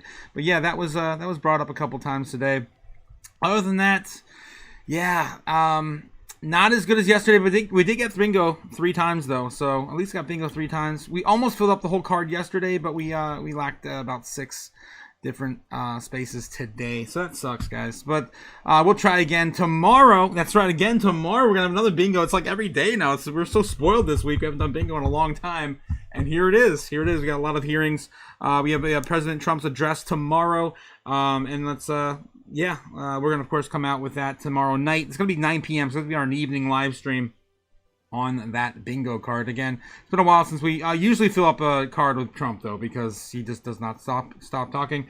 Only if he goes off script, though, because there's times where he just sticks to the script, right? He reads the teleprompter, and then we don't really get bingo. Or we don't get a full card like we used to, always on his rants. Anyway, he just says a lot of words. Yes, he does. Hopefully tomorrow night. All right, let's take a look and see what's going on with Bitcoin. Bitcoin is seeing a little bit of retracement down to 65.1 after Kevin Warsh's meeting concluded. This is on the last 15-minute candle here. You can see this is trading on Binance. 65,000 flat. Obviously, there's a premium going on with Bitcoin on Binance still. About $100 premium, give or take, the day. But yeah, of course, you guys didn't catch the beginning of the live stream. We, of course, called... winning. Win so much. Call the exact spot where Bitcoin would go into this morning. Open, calling for baseline bear last night, and pretty much right down the on target. Yeah, nothing too exciting today. We got most of the excitement out of the way yesterday with the CPI report being, of course, coming in a lot cooler. And yeah, looks like overall crypto is still moving on. While we were doing the live, I was keeping track of course, as always, the overall market cap in crypto. Right now sitting at 2.24 trillion. Again, some of the highest levels we've seen in quite a while. This is the last 30 days. We haven't been up here since the rollover from April into May, and then of course the sell-off that continued into March.